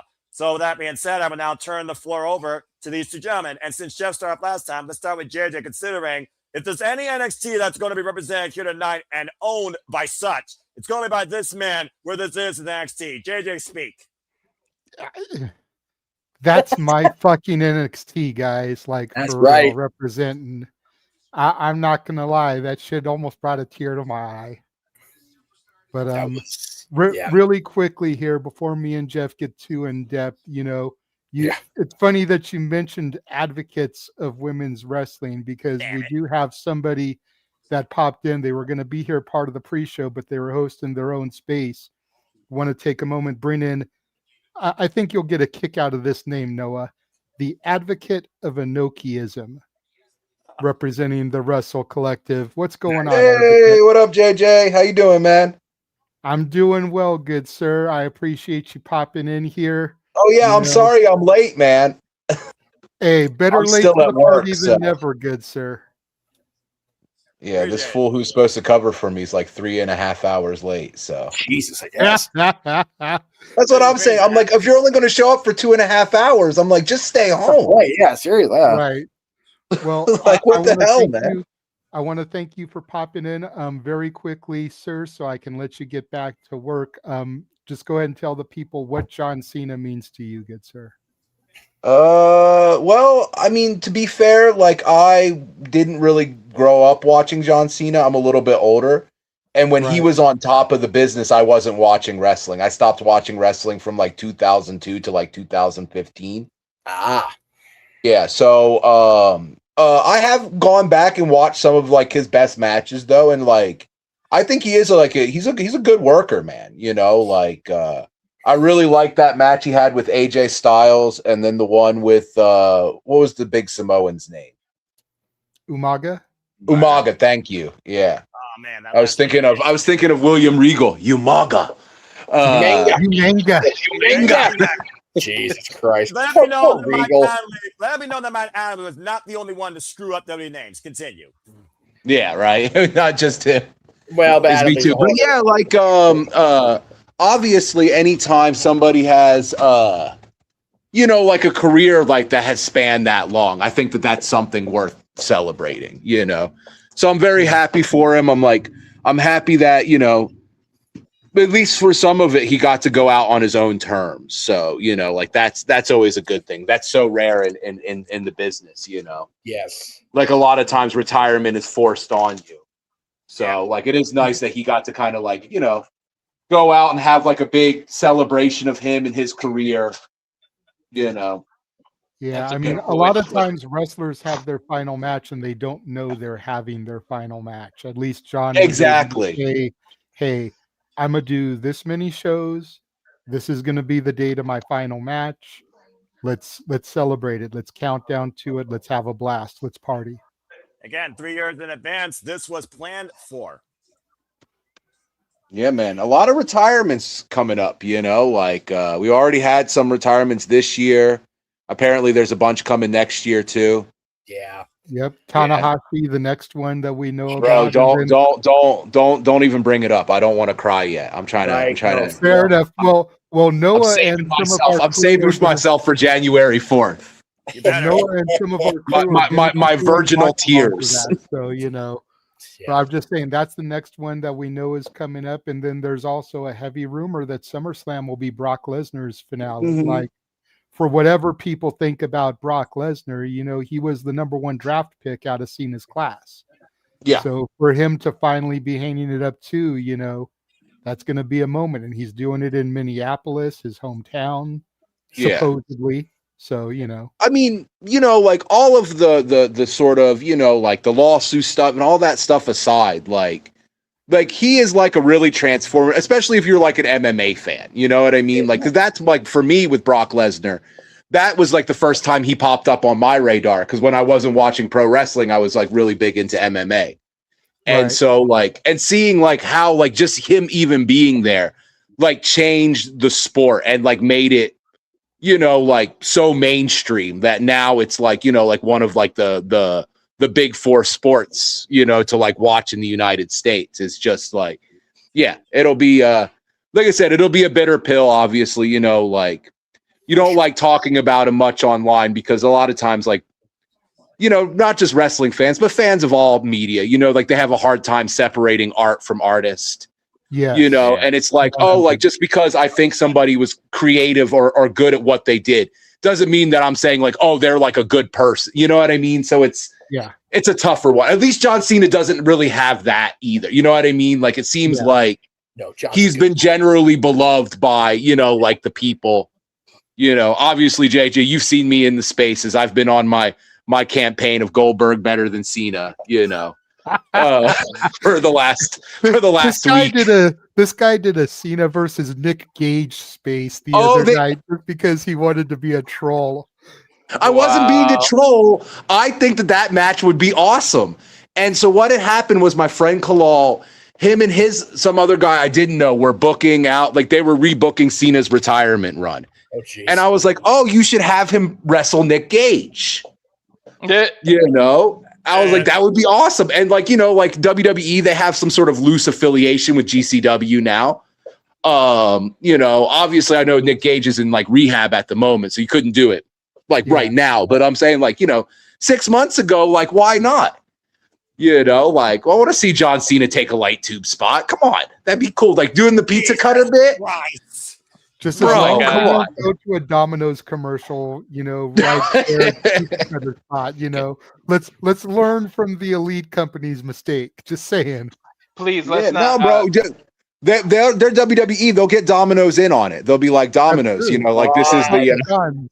Sponsor you No. by sponsored by this No. Domino deal. Yeah, exactly. Take a slice out of Domino's while Nick Gage takes a slice out of Cena's forehead. GCW's next official sponsorship. It sounds like. Before I came on here, I was calling GCW with James, and they're doing a The Nick Gage freaking Invitational. tournament. Yeah, it was ridiculous. Yes. Like the first opening match was ridiculous. Yeah, I'm planning on catching up on the Nick Gage Invitational tomorrow. I don't know if JJ had told you guys. I'm not that experienced. Actually, I went to my first GCW show with him last Saturday. Yeah, he Oh, joined nice. me at the GCW show I was at. I actually got to meet him in Nice. person finally. Yeah. so- Nice. And here's That's why I'm not on camera. I don't have my gimmick on, so I'm No at work, worries, so I don't man. have my lucha masks with they me. just show It's all Taker. good. That's the only person. Cena can rival Taker in terms of longevity. Him and Taker are like the two longest tenured WWE employees that there ever were. For That's real. a fair shout, honestly. Oh, I was going to say WWE because I was like, there's that one guy from BJW who I think is still wrestling, and he's in his early 80s. Oh, Jesus. I mean, What's his name? I don't know. To but be if fair, you're the gonna- Japanese know do who that. I'm There's talking- like a Kojika. 70-year-old Japanese guy still fighting. Yeah, he's Kojika, I think his name is. They had that match years ago, the Kojika house match. Giga house match. Yeah, where they set up a whole studio house set in the middle of Kurikan Hall. Right on. Well, Wild I'm gonna let you get back to work, Advocate. Thank you for popping in. We're back here. Thanks for now on having the me in. show. I apologize for being late. No, it's all good, man. Like I said, better late than never. But thank you Appreciate for ya. stopping in. Hey, y'all have a great night, man. You Have a too. good night, too. man. If they do not show Batista, I'm gonna be pissed. There's Eve. He's you're got to right. be a Sorry. surprise. He's got to be a surprise because we're in DC. You gotta build for it. Sheena, you question, can't see me Travis. Pop Tart I know, right? What the hell? or a Christmas cookie, something like that. And it's Rob Van Dam, the man that literally lost Oh. the WWE Championship to John Cena in 2006 one night stand. Now won it forgot- from Cena, not lost it to. Oh, Beat my Yeah, Cena. won it. I Of course, forgot that Sami the Zayn. Oh, after they just Sammy's showed in the crowd. Well, After remember, they just Sami showed Zayn, of Eve- course, we brought back the United States Challenge. Go ahead, Walter. after they showed Eve, I just remember the whole Zack Ryder and Cena thing over Eve being their girlfriend or something. Like it just popped in my Yeah. head. This her Yeah. relationship with him. Well, there's with all that the good meme. memories, there are those bad ones. I love seeing Sammy's kid. I haven't seen Sammy's kid since I was almost a kid. Jesus Christ. That's awesome. Oh, Yeah, Whoa! shout out Way to it's go all nice. out, kid! You can't see me in the back of your head. I'm about to say, there are those type of fans like that. By the way, shout out to not only people there, but also other wrestlers like Mr. Kate, who says she's retiring at the age of 30. She recently did a 5-knuckle shuffle and an AA in one of her last Nice. matches. Nice. Right on. What's Damn, our she's retiring at 30? what's our viewer count out of curiosity? I'm just nosy as hell. 178. Yeah, we're at almost 180 people watching us right now across Right on, 5 man. YouTube channels and 2 X accounts. So I again, love thank that. you so much. No doubt that some of the people we've brought in, to give their thoughts on Cena have helped add to that. Because on the X it shows when people are in streams and whatnot. So and so is speaking here, so and so is listening there. Yeah. So I want to give an additional shout out to the advocate of Enochiism, Jordan Slick Flair, and DJ from Rock and Ropes, Yep. all participants in the spaces who popped in to give their thoughts on John Cena here tonight, because I'm sure their participation in the spaces helped add to our numbers. So Nice. In honor of Cena, we salute you 3 gentlemen. Thank you. Yes. And while you're at it, there's this little button underneath our names, on YouTube that says subscribe. Click that. The freaking propaganda machine. Hey. All right, that was a cute moment. Sami Hey. Zayn, of course, with his son. Sami Zayn, who faced John Cena at the United States Open Challenge in 2016. Of course, full circle, 2025. He was literally his defense, of course, why he was holding the title before Brock Lesnar showed up and ruined that match. What doesn't Brock Lesnar ruin? I'm just saying. Right. Definitely eviscerate what was left of Jeff's soul 12 years ago, 11 years ago. Every but- time a person of You survived calling Brock Lesnar and John Cena Wrestle Shaluja. All right, you're good. You got close. every time a minority wins the WWE title, they call on Brock Lesnar to ruin that damn thing. That might be accurate. As again, we prepare to see John Cena for the last time. Our main event still to come tonight. John Cena versus Gunther in John Cena's final match in his illustrious 23-year career. Again, Jeff, Papagino, and JJ will be on the call. As we get back to in-ring action, once again, time for some tag team action. Dude, This is- 15,000 in DC just screamed bouncy. I told The you young this boy was OG, over. Javon Evans, has been bouncing up and down our screens in and out of every brand of WWE and AAA, not to mention TNA, while he tags up with the TNA X Division Championship. I'm gonna Y'all toss it up enjoy to it. youth, but this dude gave up his title shot to have an immediate one. But you know, young people act on impulse, so I'll give that to his youth. Hey, Well, I mean, you know. Well, there- next week we got a fatal four-way match to see who's going to challenge for the title at New Year's Evil. So we very easily could get Leon Slater versus Femi at New Year's Evil. there you go. Mhm. You three enjoy the fuck out of calling this one, though. My God. Oh, you know I I'm mean, going to. I mentioned it on the pre-show thing. Like, can we please now officially get the hate ceased on this TNA WWE partnership? We are literally getting the X Division champion on Saturday night's main event. Mhm. It's a good way to remediate a lot of it, but I'm still not forgetting what they did at Bound for Glory. That being said, Leon Slater, the youngest in charge, the young OG from the UK, is about to ascend on our screen. Just remember, I told you, Noah, this is gonna lead to. I'm telling you, Slater versus AJ Styles in We'll the see, live Walter. AMC. We'll see, as AJ Styles did, of course, endorse Leon Slater, who became the youngest ever X Division champion in TNA history, beating Moose at Slammiversary. From the first one to the current one. Yeah, Dude, th- how that's the other often? thing- That's the ahead. thing for me on this match is that we have the very first TNA X Division champion in a tag match against the current X Division champion on the other side on a WWE, not a pay-per-view, but it is a premium event. And it's so Mhm. fucking cool as TNA OG fans. I'm loving this shit.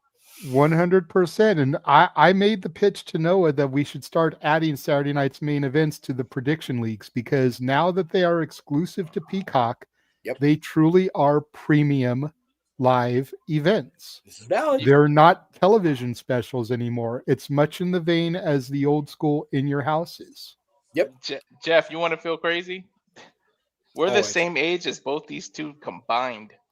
Shut the fuck up, Walter. Get off screen. I'm over it. Because I'm older than these two combined. So you can kindly shut the fuck up. Hey, JJ, on top of all the retirements and everything else next year, we got the big 5-0 on the 22nd of August, Muckerfather.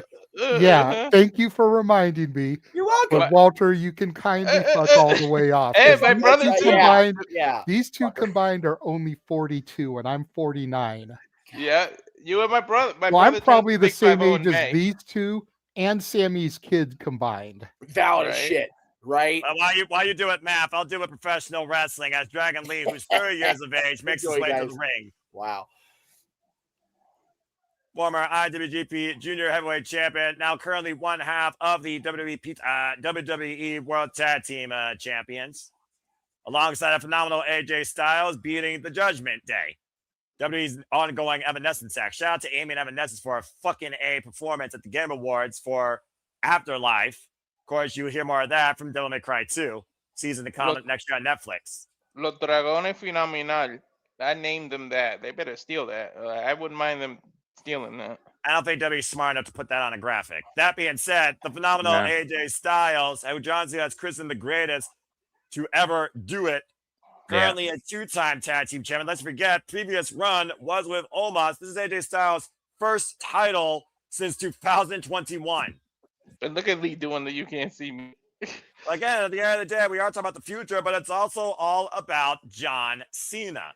And to my point of Jeff's point of WTF, the X Division Championship, folks, was first established in TNA back in 2002. AJ Styles, the inaugural champion, for 49 days, following a legacy held by the likes of Chris Sabin, most influential, 10-time X Division champion. Frank Kazarian, 6-time. Josh Alexander, one of the longest reigning. Speedball Mike Bayley, Moose, Zachary Wentz, Trey Miguel, Mustafa Ali. Leon Slater is the 110th X Division champion in TNA Wrestling's history, and he's the youngest.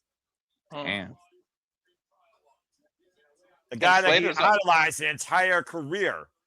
Dude, Javon's only older by like 2 months too, or some crap like that. Again, Leon Slater, 21 years of age, but has been wrestling far longer than Javon Evans at 6 years. Excuse me, far less. Damn. The Reigns were underway. Oh man, a double super kick. And we're starting off hot out of the gate here, and Javon flies, wiping out AJ on the outside. I have no idea who's legal. Flying like Leon Slater to Dragon Lee. Last I checked, this is not for the titles, by the way, folks. This is a standard, and I do say standard. Javon Evans, what the fuck? I fucking love when he does that. He clears the whole corner. The flying, whisper in the wind almost up and over the damn ring post.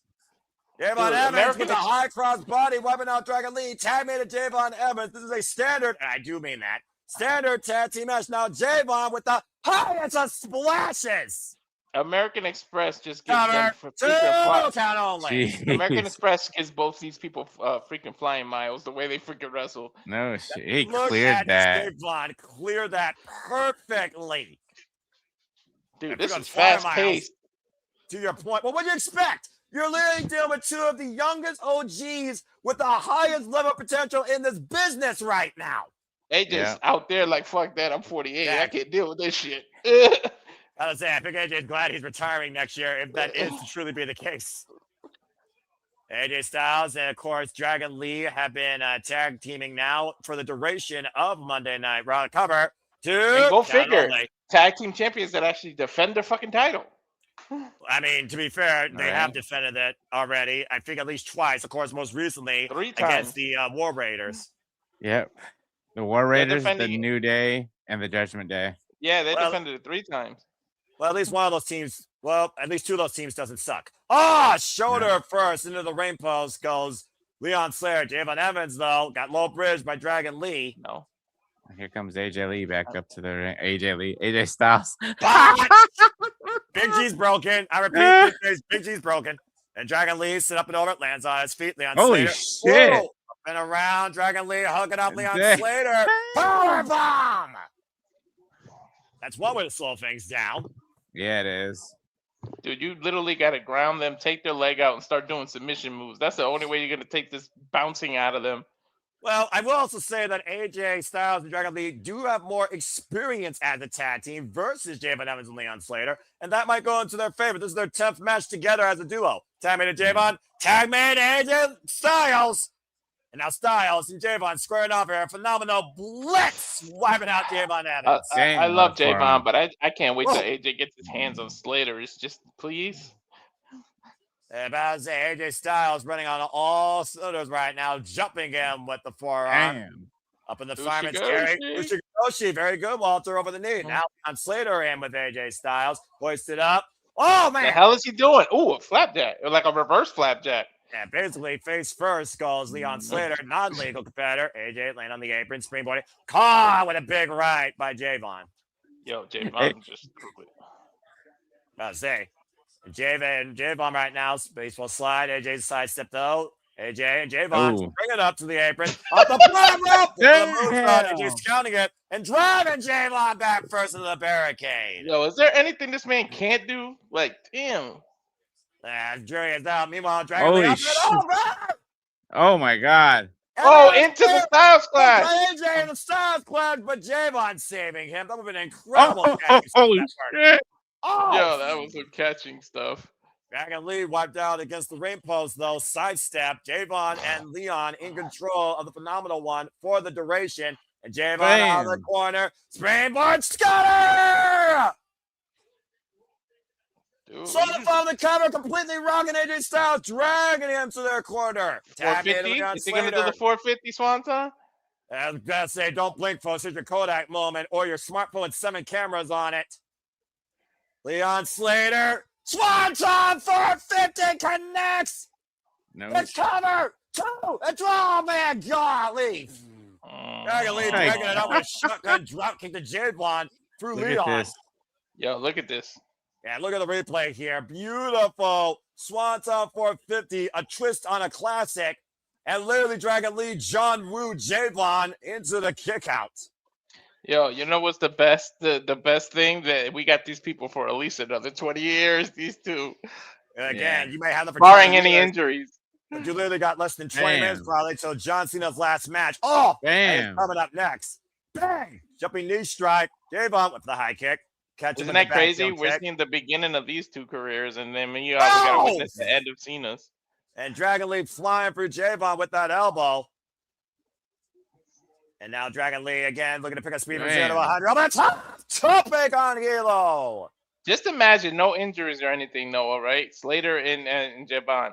If they have the kind of career that Cena has, 20 years, they'll still only be freaking 41. That's ridiculous. And I'll say Leon Slater was looking to try and do a cheeky move against Phenomenal Styles. AJ with the roll up, hooking up Leon Slater in position. Leon trying to kick out the Phenomenal Styles clash again, hooked up. Oh man, he knew what was coming here and definitely scouted. AJ lands on the apron, catching with a forearm. AJ Styles might get ready to fly. That means a phenomenal one is next. Oh, AJ off the top rope. Oh my goodness.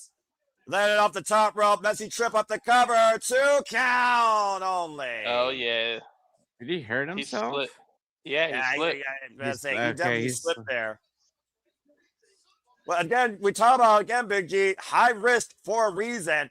All 4 of these have been bouncing in and out of these top rope corners. They might end Slater it up here again. if he's really here. Oh no, he's up.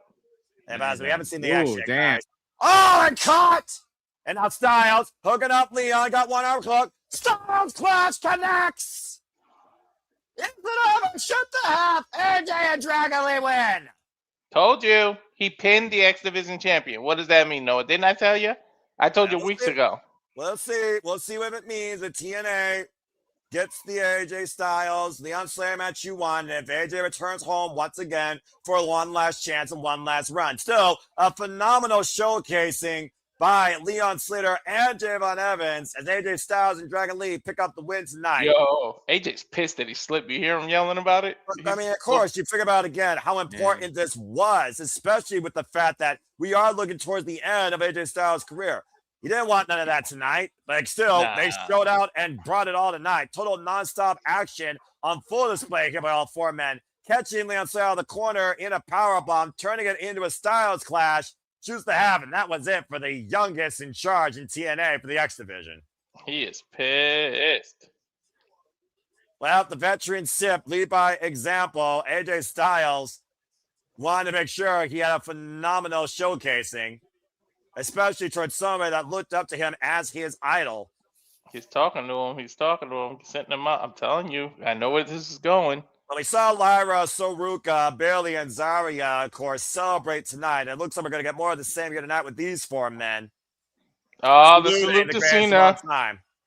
Dude, I tell you what, with these two, the future's in good hands, man. This is like Allstate. Definitely. Yeah, no kidding. All right. Well, as we are moments away from John Cena's final match, and the last time is now, as the last time is nearly here. Again, I want to thank everybody that's been tuning in. Please subscribe, comment, tell a friend. Again, we thank all of you, whether you've continued being along with the ride or continuing to tune into us for the first time. You make this all possible as the passion continues to pursue. Speaking of passion, definition of persistence, passion, hustle, loyalty, and respect, being thanked by all forms of media, of sports, of entertainment, including by the NFL teams and the NBA teams themselves. Oh, that's cool. With all the jerseys matching it, that's dope how they did that. Yeah. And of course, Suppose John if they Cena did one talks for every about- jersey, we'd be here till next Saturday. Well, Yeah. Jeff, he told Tom Rinaldi he has even more jerseys that weren't even put out, and there's no telling if WWE's going to use that towards their ploy. Well, no, I I was was- election worth. I was there telling behind him. Mansfield during the during the pre-show that there is going to be a Never Seen 17 release of the 17 shirts that the cities that weren't hit on the retirement tour. I think that's fucking great. Yeah, that is. I was behind him in line when he bought the Larry Bird jersey. Nice. Yep. And That's he turned good around. shit. I love that. That's the one I made the joke. I was like, "Can you buy me one?" He said, "You got money," and he just walked away from. Well, that being said, we are mere moments away from John Cena's final match, as that time is about now. Up next is truly Saturday night's main event, as we wish the GOAT thank you, and the Lane General looks to make him give up. At the other side of this Holy commercial shit. break, stay tuned for Gino and JJ and, of course, Jeff to call this match, as we once again get more thank yous from other people that have been influenced by his career, including Kane and, God forbid, our true, probably his biggest fan, not named Jeff Meacham. Politics have made Kane old. Sheesh. Well, I mean, politics will break a spirit. Well, Politics I makes see a anybody greater age, you know example what of that than President Clinton, man. Wow. And it's about accurate. Or Obama. Black don't crack, but Obama got old in the White House. Obama's hair turned freaking damn near neon white. Okay, this is going off the rails into a whole different tangent. Let's just focus on John Cena. We don't have a Barack Obama saying thank you. We got Drew McIntyre. Good to see Logan Paul being respectful. Good to see that. Don't see that a whole lot in character on TV, so that's good. I like that. Definition of not humble, but at least here in this moment, he was. I forgot Sammy with a short haircut. Sheesh. I forgot what that looked like. Right? I'm about to say, it's been a long time since we've seen anything short on Sammy's head. New day, briefly coming out of that bullshit they're doing right now. I love that. Yo, Kofi's, can we please Cena freestyle to the ring? Please come out with a freestyle. Right. So after tonight is all over, is Kofi now the longest tenured? Yeah. Like without leaving and coming back? Yeah. It's Kofi. That's crazy. What about Miz? So see, Miz Kofi got was there hired longer than Miz by like 6 months or something. I was going to say, are you sure? Because Miz was on Tough Enough. Right. Well, yes, but when did he come back and start being the SmackDown host? 2005. 2005. Okay, so yeah, he definitely passed Cody. Because remember, he did that whole. He was the host for the Diva search and messed up. Oh yeah, that's right. Messed up the line. Call this number. Oh wait, text this number to. Yeah. That's when he had that stupid. Wait, he used to do this when he came out. Because Kofi debuted on ECW television at that Superstar Initiative that Long was running. Like I think it was 07. So yeah, remember. Miz had a 3-0 start against John Cena in that feud. He did. That's a very valid point you make. But Chris Jericho was 2-0 against Goldberg until he. And just like Cena can't see people, too bad Miz can't even remember that match. Poor guy got concussed. I'm so like I really wanted Mike and John to have one match on this run. Yeah, no. That's what it was. We could have sacrificed one of the two R-Truth matches to give Miz a match. Yeah, I think. Yeah. And Jeff, we don't need to stop mooning us, man. Right.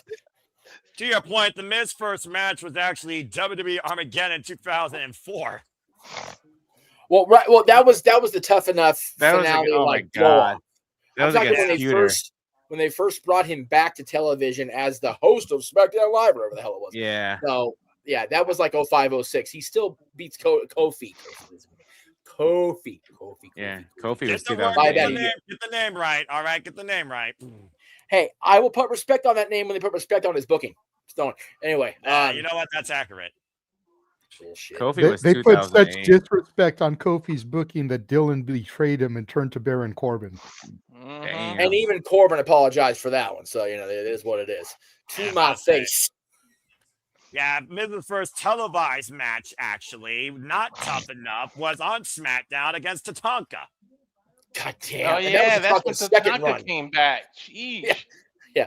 That was Tatanka's comeback run that lasted about 3 weeks. 3 weeks. And even then, that was too long. About as long as Mr. Perfect's return run. Damn. Accurate. No, wait. That was a little bit longer. Haku's. Yeah. That's more accurate, JJ. That's seriously, more accurate. Haku was in the Rumble in 1 or 2 weeks more on television? Maybe. Yes. Maybe. Mm-hmm. Mr. Perfect's run would have been a little longer if him and Brock didn't want to wrestle in the middle of a damn plane. Fucking Right? Well, you know, the jury is out as far as that goes. But That I mean, is the not wrong. most Not wrong. non-Mr. Perfect Kurt Hennig story ever. Right? Well, speaking of God. stories and adding to this event, go ahead and bring in the Yeah. third man for this call. Papa Gino is here. No. The champ is here. Yeah. Get yourself up there, bruv. How are we doing tonight, Gino? Doing pretty well. The those matches have been good, keeping my attention distracted rather. Right. Now you're gonna cry. Fuck yeah, we're gonna cry. When they started doing that goat, they were like typing the letters. This image I told Noah during the postmortem is it's a tear inducing image for sure. Yes. Thank you. I need Glad you him like to it. freestyle. Please freestyle. Please. Stop it, Walter. Continue, Gino. Nope, not working. Yeah, it's just when they showed the G.O. and I knew it was gonna spell goat, that was like the first time I looked at my girl and I just like I was pretty sad. Yeah. And yeah, so it's gonna be tough. Win or lose though. It's not gonna be Well, somber for sure. That being said, again, folks, Gino, JJ, Jeff, the last time is now. Your time is now as we get ready to return to Saturday night's main event as we get a few more thank yous from GOATs of sports and entertainment, including Tom Brady. Again, a man that has had a career-defined 23 years in WWE, transcending the world of sports and entertainment in and out of the ring and on the silver screen. We now say farewell to the jorts and the shorts and get ready for nothing but the suit and the tie. Of course, we all love it. And Noah's not even a sports guy and just called Brady the GOAT. That tells you that something. Yeah, because he's the GOAT. I've heard things about Tom Brady. Just because I don't watch doesn't mean I'm ignorant. And that's one thing You that would people have need to to. realize if you're fans of this business. You need to respect all aspects, even if you don't necessarily give a crap about as far as the on-air entertainment. Jelly Roll, of course, my mom's favorite musicians. Of course, huge fan of Jelly Hustle Roll Company. literally lost his other half. Like he used Well, to. I mean, look after like that Jelly Roll ate SummerSlam Jelly match, Roll. that SummerSlam match kind of led to that. For being perfectly honest, Seriously, he's more like a jelly, like a jelly Danish than a jelly roll now. He's right. I like Sure. just Metro That's Boomin. Dude, well, I hope I mean, he. he knows I hope a they fair do deal let about him. Peace Island. I hope they let him produce the future music, Mayo. He really wants to do it so bad.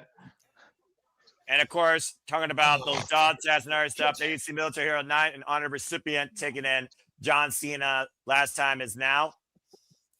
Capacity shit. crowd on hand as we are mere moments away from tonight's main event on Saturday night's main event. John Cena versus Gunther. Again, the last time is now. The last time for the final time. The last time that JJ and Jeff and Gino will be able to say, the champ is Yeah. here. You can't see me. 5-knuckle shuffle, AA, and possibly even the STFUs. We'll go one more Yo, time. you with guys Kevin saw that Nash and sign? Jay. You saw that I sign? Cancer couldn't even stop me from seeing Cena's last Yeah, match. I That's did see crazy. That's commendable, but that just goes to show the power of mortality. Is that the Miz in the ring? I It can't looks like tell. it. No, I think it is. That's yeah, the That's Miz in Gunther. the ring. What the It hell is. is the Miz Is doing? it What Gunther or is he Miz? It's the Miz. Well, Dude, the the Miz has Miz been, is the Miz has right been though. very vocal as of late on SmackDown with the fact that he's not been getting the opportunities. And much to y'all's point, he did not get a chance to face John Cena. Now, he did have a chance to get We him might tonight, but get- LA Knight beat him. he We had might two get chances. We might get an impromptu match here. What? I just want to say the Miz is top tier, and I will called it. defend that Called it. against anybody. Called it. How dare you interrupt Stephanie McMahon, but okay. The man that beat John Cena at WrestleMania 27.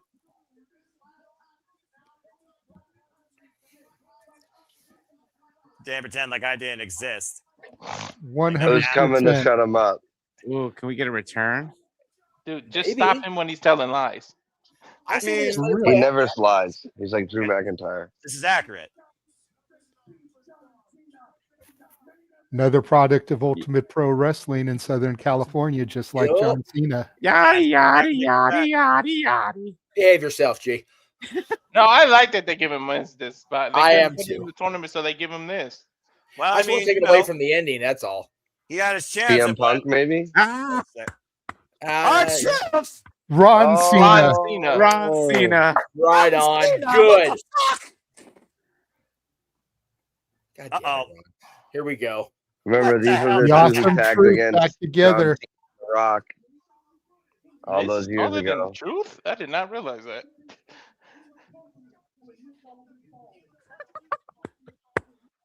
He did something that probably Nick Aldis, but okay. What? Nick Aldis didn't want to touch Ron Cena's balls. You guys didn't know that?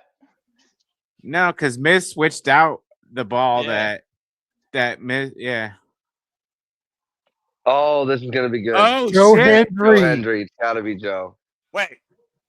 Oh shit. Joe Hendry. Oh shit. Said his name. He said his He said name. his name. What? I Uh-oh. believe in shit. Joe Hendry. This is freaking awesome. There yeah. he is.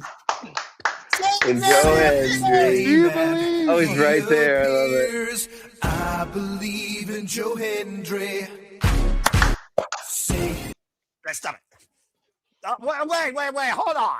You know what? He had to be on this show. He had to be here. If it was going to be Yeah. John's opponent, he still had to be here, man. And again. Oh, Miz won the match.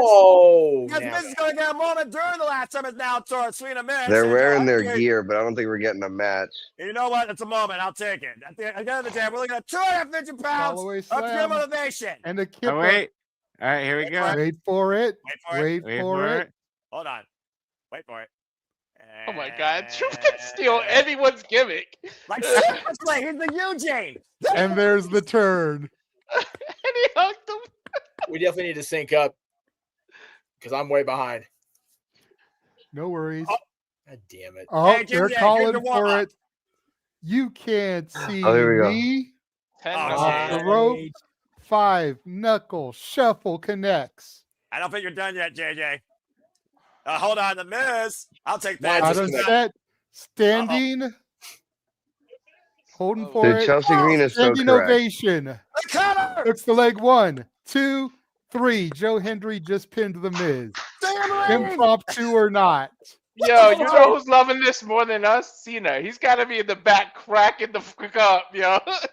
Well, John Cena did say that the one thing our Truth can do, he can make anybody smile, while Joe Hendry can motivate anybody here as he's motivating the Master tonight of Washington, D.C. You know what? Joe Hendry may be a WWE superstar now, but there are 2 I former believe in world Joe champions Hendry. in wrestling in the middle of the ring right now. And there are 19,232 fans in the Capital One Arena believing in Joe Hendry and are about to prepare for the last time it's now with John Cena. Truth can make Brock Lesnar crack. So we know that Accurate. he has the ability to make anybody crack. Accurate. JJ, Now I you kind of wanna want to see this as a tag team. What the hell? Oh, God, no. say- seriously book it. No. I was going to say, did we say that this show is going to be copyright pinged or shenanigans? Shenanigans. Okay, because I'll have to make sure I mute when John. I'm not hearing John's music when he comes out. That's not happening. So Yeah, I I'll mute have my myself volume too, 'cause, on yeah, the we're not, TV. I just have it low enough that my microphone doesn't pick it up. Dude, Even Stephanie Stephanie is doing the wave. Stephanie believes well, in of Joe course Hendry. she is. That's all you need to know. Stephanie McMahon believes in Joe Hendry. Yeah. Good night, He's a everybody. WWE superstar now. Well, there is her a husband's McMahon name is on family the bottom member of his believing check. in Joe Hendry. Take that shit in as we wind 2025 down, folks. Okay. All right. It's be- All it's that be- laughing, and here comes the tears again. Well, I I'll say, know. I've seen this video already. I'm good. Fuck. absolute hilarity to 110% humility. John Cena, we thank you. And I think you all know what this means because after this, truly, that will be it. The last time is now as we look back on the career of John Cena. For those that have seen him, for those that didn't want to see him, Whether you said let's go Cena or Cena sucks, John Cena, for the last time tonight, will enter the squared circle. I need a Stu tribute. You know, Still tribute. Now we did that. Let's just go ahead and enjoy this one last time, this moment here tonight. JJ, if you're talking, we can't hear you for whatever reason. Me and Gino got tears coming out. Dude, no, for real. I'm going to. So, Gino, do you remember? Hang on, G. I'm sorry. I'm Gino, sorry. are you going to be joining us for shenanigans? What do I got to do? Well, just it'll be started 11 p.m. Eastern. It's our 4-hour every Saturday night show. If you can't, I'm asking because if I can't, we're gonna ask you before we get in the ring here. What does John Cena mean to you? If you're gonna be on shenanigans, and we can wait. I don't know. I'll be able to do that right at 11 because I'll be packing up from the babysitting duty that I'm doing right now. All right. Well, then by all I'll means, try my best though. Well, I mean, if you can't, it's cool. We got a little bit of time here before the entrance. What is John Cena? We know that the story with him being your camp counselor, but as we wind it up here, this is it. What does John mean to you? What John means to me is no matter what small town in what tiny state you're from, you can make it. Yeah. Growing up, it was always, if you weren't from Chicago, Boston, LA, New York, Miami, these big cities, like you weren't going to make it. Like it was always, somebody was always billed from some big town. And John Cena, not billed from Boston, you know, they say it's his hometown or whatever. He's from West Newbury, Massachusetts. And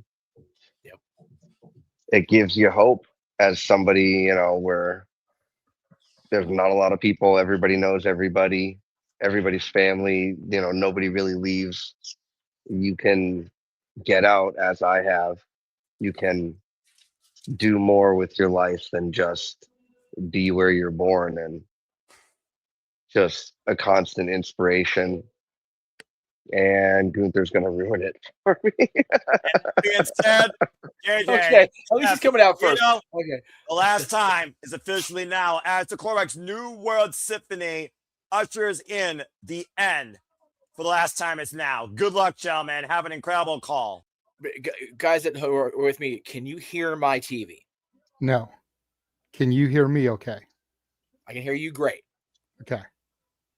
Just I'll mute when Cena comes out, but just remember, as much as I would have loved to have seen LA Knight or Joe Hendry or somebody who maybe could have used it more, Gunther is the, no pun intended, prototypical heel to John Cena's face character.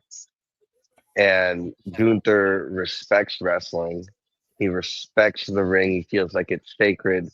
And even when John Cena was a heel, I predicted that Gunther might go face to save wrestling because he loves wrestling so much. And that's the story. He fought to be in the tournament and win the tournament. We didn't need promo battles, even though I wanted them. And I'm probably going to be upset forever that we didn't have 200 dates of Cena and we only got 36. I will need somebody from I would need The Rock to come to my house and explain to me why that was decided like that, right, before I ever understand. But yeah, it's just Gunther's the prototypical heel against Cena, and I just don't know if I'm on board with him potentially giving up. Yeah, so we'll see what happens. Okay, I'll let you know when John's music starts for me so we can sync up, but I know what JJ is, so. Okay. Gunther just left the ring, is on the floor right now for me. Fans are chanting.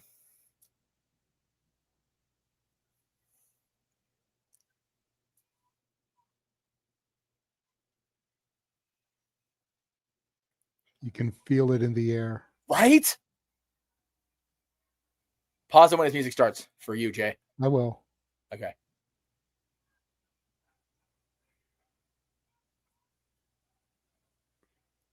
Problem is, they're not in a hurry. They're letting the crowd have the moment. which is fine. It is in San Diego too.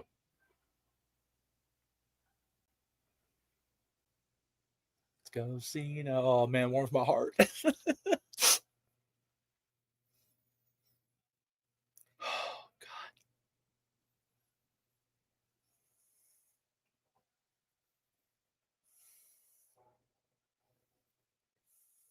Lights go dark. Okay. Lights go dark for me. Yeah, same. I'm with Jeff on this. Okay. Second That's good. behind you, Oh, Renegade. there you're ahead of us, then, Jay. You're Let the me know one when it calling the starts. action. There it is. So we're not too far behind you, at least. No. It's better than the play-by-play guy's head anyway.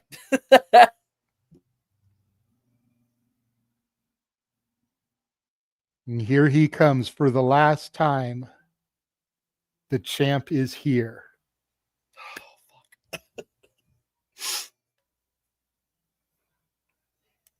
Look at all the images sliding by on the Trons there of love him that. over the years. I love that the whole crowd, after all these years of singing, John Cena is singing the song. I've heard him say in interviews that he's ready for this. Yes. But you've got to wonder what's going through his mind right now as he sees this for the last time. He's filming He's shooting Stu. Right on, dude. Dude, Tom Stewart is low-key like one of the coolest guys ever. I've had a chance to meet him. Solid man. Stone Cold's cameraman for years too. So, oh God. It's got the date on it. The last time is now That's 12/13/25, which we would be remiss to not say happy birthday to Teresa, Yes, as today is her birthday. it is. It is. So Cena's final match is on her birthday. I almost kind of want to get her that towel just because it's got the date on it. I have considered that too. I figured they would. Also, Taylor Swift's birthday and the legend, another GOAT, Dick Van Dyke, hit 100. He got there, man. Yeah, for real. Shout out to Dick Van Dyke. I wanted to go to the theaters and see his 100th birthday celebration, but it's money, is just one of those things. It is. You see Cena taking it in, giving back to the fans. How perfect is it that Lillian Garcia gets to be the I ring know. announcer? I'm so glad she's here for this. Here it comes. The last one. God damn. He's biting it back. Can you see his face? He's biting it back, man. Oh, God.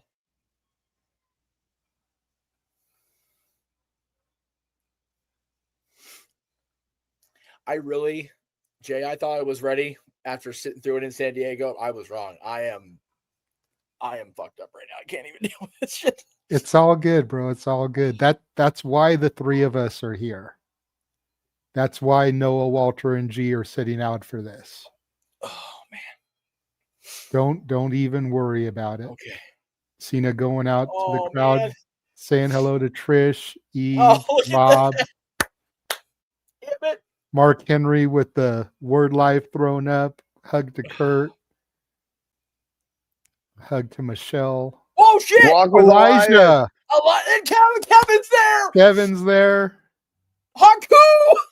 Haku's there. Oh man. I am Booker. dead. Booker. Nick Khan, little salute to Nick there. I like that. Sammy, of course. Oh, damn. Giving love to Sammy's son. I just want to say, everybody wants to hate on the heel run. All I'm saying is his heel run, if it wasn't the way it was, there would still be people chanting John Cena stinks during his entrance, and they don't do that anymore. Not a single person. Yep. Even though it's all I can freaking hear, and I hate it. I know, right? It's stuck in my head. But how cool is Dang. that? Although until now at ringside, that was neat as shit. Only 20 minutes left in the night, though. So I really hope it's not a But squad. it's on Peacock. It's not on NBC. They can Yeah, go but as if long you as like try to fast forward to go live and you're already live, you'll see that it's only like a 2 hours exactly. Yeah. I think it'll go longer. Yeah, It should. There's no reason why it shouldn't, other than the fact that they're trying to make Saturday night's main event not be longer than 2 hours exactly. And even still, you know, Cena's matches with Brock as of late have been under 10 minutes. Yeah. There's no reason why, if he's going to win, Gunther can't beat Cena in 10 minutes and you still give him 10 minutes for a send-off. Yeah, You know what he I mean? did say he's going down swinging when he entered to Stu, so he's He definitely is. losing. And he will. You know he will.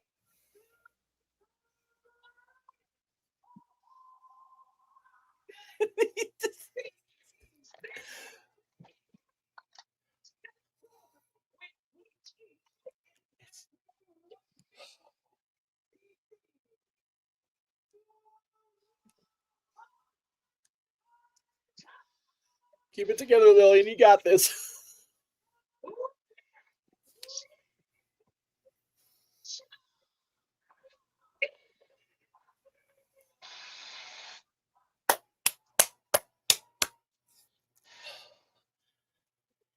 Even him, he's been really like holding it together up until this. You can see his face breaking like a lot right now.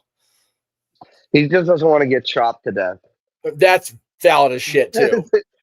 You got to wonder what's going through Gunther's mind too. Like, Right? I mean, to be trusted, to be given this opportunity. Yes. And he's got to make up for the negativity Well associated found. with the Goldberg. Chad Patton. That Shout out to wasn't Chad. his. That wasn't his problem though. That was No, it wasn't. timing issue. Gunther did as best he could. Collar elbow tie up here. Start things off. Both men fighting for dominant position. Neither man backing down, but John Cena hasn't backed down over his whole career. It's clean break here between both men. Gunther's going to need to work on probably Cena's upper body to go for that choke and have it be believable. So watch the upper body shots. He does, you know, he's got to chop him to pieces and then choke him out. It's just straight up come at him. Chop City instead of Suplex City. Oh, please not Suplex City. Gunther Definitely. Chop City I can fucks with. Gunther going out of the ring. He's messing with the fans here. He's messing with Cena, playing mind games. He's messing with Gunther's everybody good at. watching the clock too. Yep. Yeah, because everybody has this idea that it's going to go only 2 hours. So we're going, okay. Back in the ring. Listen, if I didn't see that it was straight up 2 hours and not just a live feed thing, then I would be like saying we're going long. But yeah, it really feels like they told Peacock it's going to be 2 hours, which we'll again see. is ridiculous. European uppercut drops Cena to the mat. That was a big. Yeah, there it is, shot, right too. to the neck. First offense from Gunther, right to the neck. Oh man. Oh wow. Crowd chanting "Fuck you, Gunther." God. And it's It's a perfect. brutal This is like chop. a Rocky matchup. Oh, The 100%. arrogant, totally qualified to be that way foreigner versus the all-American, never give up. It's Rocky versus Military Drago. supporter. Yeah. It's Rocky versus Drago. Yep. Hopefully not the ending though. That'd be a little unfortunate, especially in the nation's capital. Fair enough. Larry forever signing the crowd. That's There we so go. Oh, Another I think it's chop smart to drops fall. Cena. Fall down afterwards because you don't have to take another one right away. shit, right? Well, that and Gunther has to decide if he's going to exert the energy to pick your dead weight up. Again, And this is why the Jey Uso WrestleMania finish was so dumb. The fans should not be able to pick at a flaw that Gunther has. He should appear flawless. Yes. That's fair, as Gunther just scoop slammed Cena to the mat again, targeting that back area, Gino, like you pointed out. Wicked hard Irish rip. Cena into the ropes there, back against the turnbuckle. Damn. That's when you hold the circle button, then 2K. Definitely, if he does enough damage to that back, then that power bomb of Gunther's might just do the trick without even having to make him submit. Yeah. Oh, he caught it. Oh! Blocks I the haven't seen that chop. before. Here we go. Cena A little bit of opening the up comeback. with some shots. Shoulder tackle. He's gonna go for it. You know, it's 5 moves of doom's coming. Yep. Shoulder tackle. Shoulder tackle. There's two. Ducks the clothesline. Proto bomb. Big old proto bomb. He hit that one snug. This One is last it. time. Last time. Getting the crowd into it. You Throws the hand can't up. see me You right into can't the see camera. He me. doesn't do that. Preschool. I love it. 5 knuckle shuffle connects. You got him. Wow. People are standing there waiting. The thing's gonna be it. Staggers over. Cena's got him on his shoulders, Oh, but Gunther suplex. slides off. Nice German suplex. No, no, no, no. No suplex. Bad suplex. Gunther off the ropes Honestly, here. Nice I- clothesline, dropping Fuck Cena back to me, the mat. man. I think any other opponent would be potentially able to get cheers in a match with Cena, but Gunther's the perfect opponent to get booed 100%. Yep. 100. Like Dominic was getting cheers, obviously, in both matches. Drop Here we toe go. hold from Cena, looking up for the STFU. One night only, taking it old school. That's it. Can He's got Oh my God, I didn't notice Gunther that. going to tap to the STFU? Even green shirt guy is wearing a green John Cena shirt today instead saw of the that. smiley shirt. I was Yep, gonna instead of bring his it up, but normal I wasn't happy sure it face was him. shirt. That's awesome. That's goated. That's If he yeah, keeps that's that up and just wears that one from now on, bro, I'm totally fine with it. It counts. He you know won't. what, He'll though? go back to the Tonight. happy face one, but game recognizes game. right. I wonder if Cena's gonna try and do any of another person's move. Ooh, Oh, I'm sure. Shotgun Golly. drop kick there from Gunther. vicious sends drop Cena kick. back to the- Oh, here we go. Oh shit. Going for that power bomb. Oh, that Connect. was about as safe of a landing as you can Man. have, though. I love it. He planted him and he's not done, I guarantee it. Oh no. He's asking him. He's telling Patton to ask He him. wants again. him to give up. This should have just been an I Quit match. I like No, that because Gunther has that almost seen enough telegraphs sign. it, you know? He's Yeah, literally that's- sitting in the corner like this is a boxing match. Yeah. Why are we muting things? I've watched so much stuff on Peacock that didn't mute the swears. They don't do it for the live WWE for some reason. They still mute it. They still censor like it's NBC rather. God. Another Apparently, clothesline if you have a blocking. VPN, you can watch this on YouTube. That's Yeah, crazy. that's why we talk about VPNs on our shows all the time. So later, Peacock. Actually, no, I that's mean, not true after because the tonight- traders are coming back in January. So I will be needing Peacock for that. Oh, Look at that man, clothesline again. That second clothesline. that second clothesline was snug, like I said earlier. This is Oh, such here a we go again. rough opponent to finish your career because he's so hard hitting. Cena's chest is all red now, Mm-hmm. constantly landing on his back and on his neck. Gunther is just third clothesline, dropping him on the Riyadh season logo.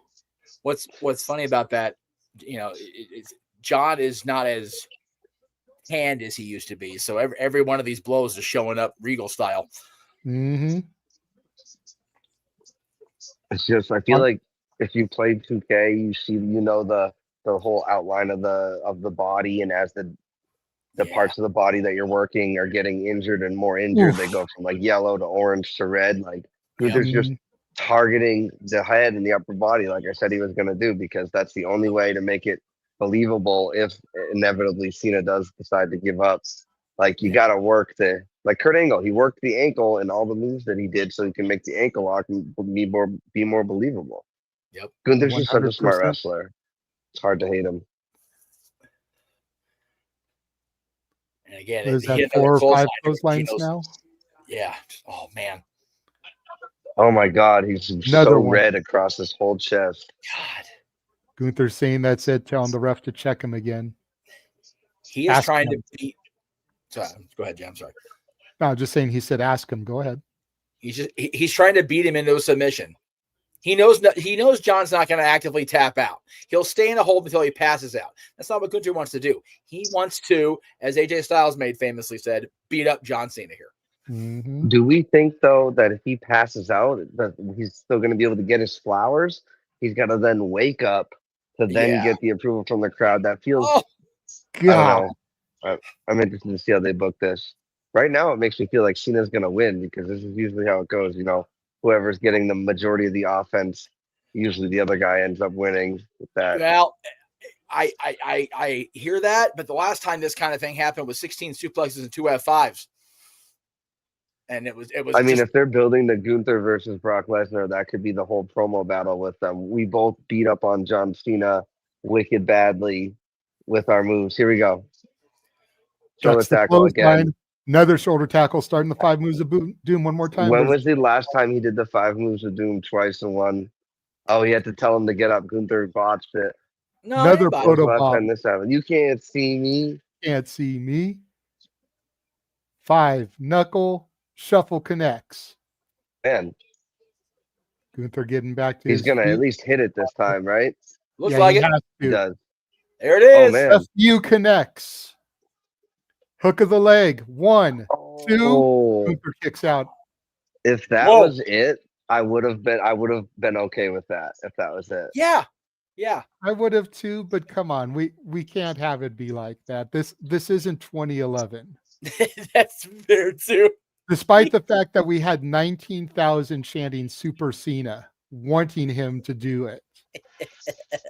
Yeah, because everybody used to hate on Super Cena because they didn't see the vision, the real vision, not this 2025, the Paul Heyman vision. The Seth Riders. Cena I setting mean, it up you know, again. again, I took that from somebody else who will remain nameless, but I think that I provided Oh! that to make it popular. Oh, my God. God, here we go, here we go. Chop to the base of the neck.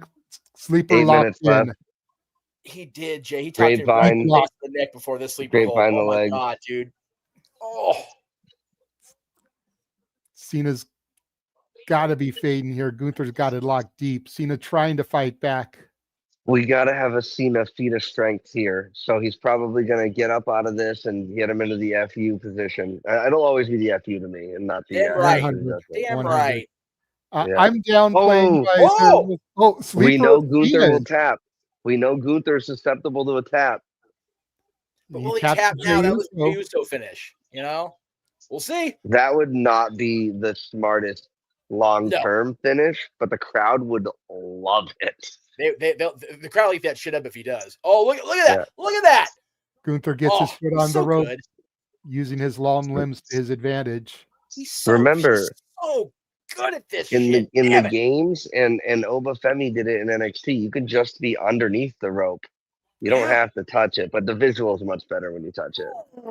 God damn that chop! I felt He that hit shit. him hard. Oh, Backdrop onto the ring apron. Of course, the hardest part of the ring there. here we go. Irish whip sends Cena into the steel stairs. Cena looks good in the Chop. red, white, and blue. Those outfit. chops from Gunther give me flashbacks to Battleground, Jeff. Oh no, I remember, Gino. That's the reason I wore this Cena shirt was because of where they are. I almost ended up buying that. I'm probably going to go to the WWE shop and buy some more. So I actually bought this so- one off of Extreme Wrestling shirts specifically to wear at Survivor Series because like the one I have is wet too. So what's the deal? Is the ref not counting? That's a No, good he's question. giving leniency here. He's not going to do a count out for Cena's final match. Gunther taunting the audience here. He's got Chad the is steel counting, but he's step counting pushed real up against the announce table. I just feel like they should have just Ooh. like been like, this is going to be no count out, whatever. I don't like when it's up to the discretion of the ref. Gunther with a rare one of these to the crowd on global television. That was interesting. I don't like it normally either, Gino, but in a situation like this, I think referees' discrepancy definitely works. Yeah. You know, we know this is Cena's final match. You don't want it to end in a disqualification or a count out. Yeah. No, we don't. But that's why if you're a smart wrestler, you don't get yourself counted out. At least Right. go roll into the ring and roll back out. Gunther's done that hundreds of times. But again, I'm still fine with it because the ref understands the assignment. Yeah. Yes, exactly. Gunther's cleared the announce table now. Looks like he's going to set up for that power bomb through the announce table.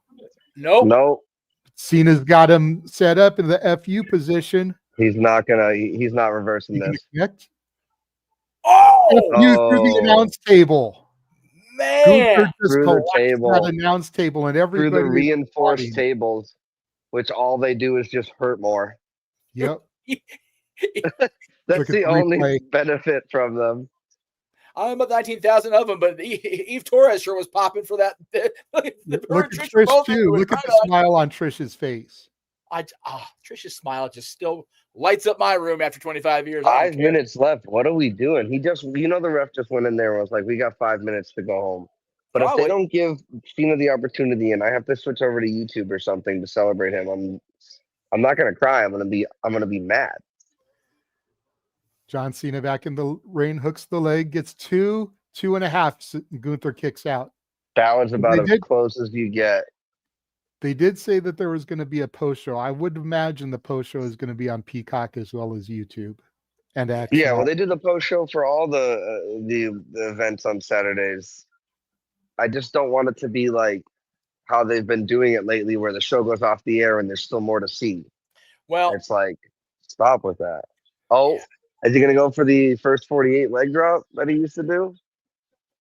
I don't know. Last time he did Looks that against, like it. Yeah, climbing up there. Gunther's getting in position for it, which is. Oh, dude, I don't like it at all. I don't either. Connects. Hooks the leg. 1, 2. Gunther kicks out. And Tyrese Halliburton. It's one of those spots that Aaron always talks about, Gino. It's just like, dude, we're lining up for it. Can we not set it up that obviously? Oh well. Still didn't get 3 counts. That was. It wasn't. It was obvious, but it wasn't like that obvious. Like the guy, Gunther's getting up. He's a little groggy. He's trying to catch his breath. Like, it's believable to me. Just if you've seen it a million times, and your job is to analyze wrestling, sometimes you don't get to. No, that's right. Really, enjoy it. Here we go. What is he going to say? By the way, producers notes, JJ, over 200 people, 203 people watching right now. Thank you all at home. You guys are awesome. Crowd chanting, "You still got it." Hell yeah, dude. And he does. He just doesn't the last one. Welcome in, I need everybody. to hear you. If he's doing this, he's got to win, right? No, because he's taken too long. It's given Gunther time to get his breath. You can't see me. Oh, he's up. See? Big no! Boom! Suplex City.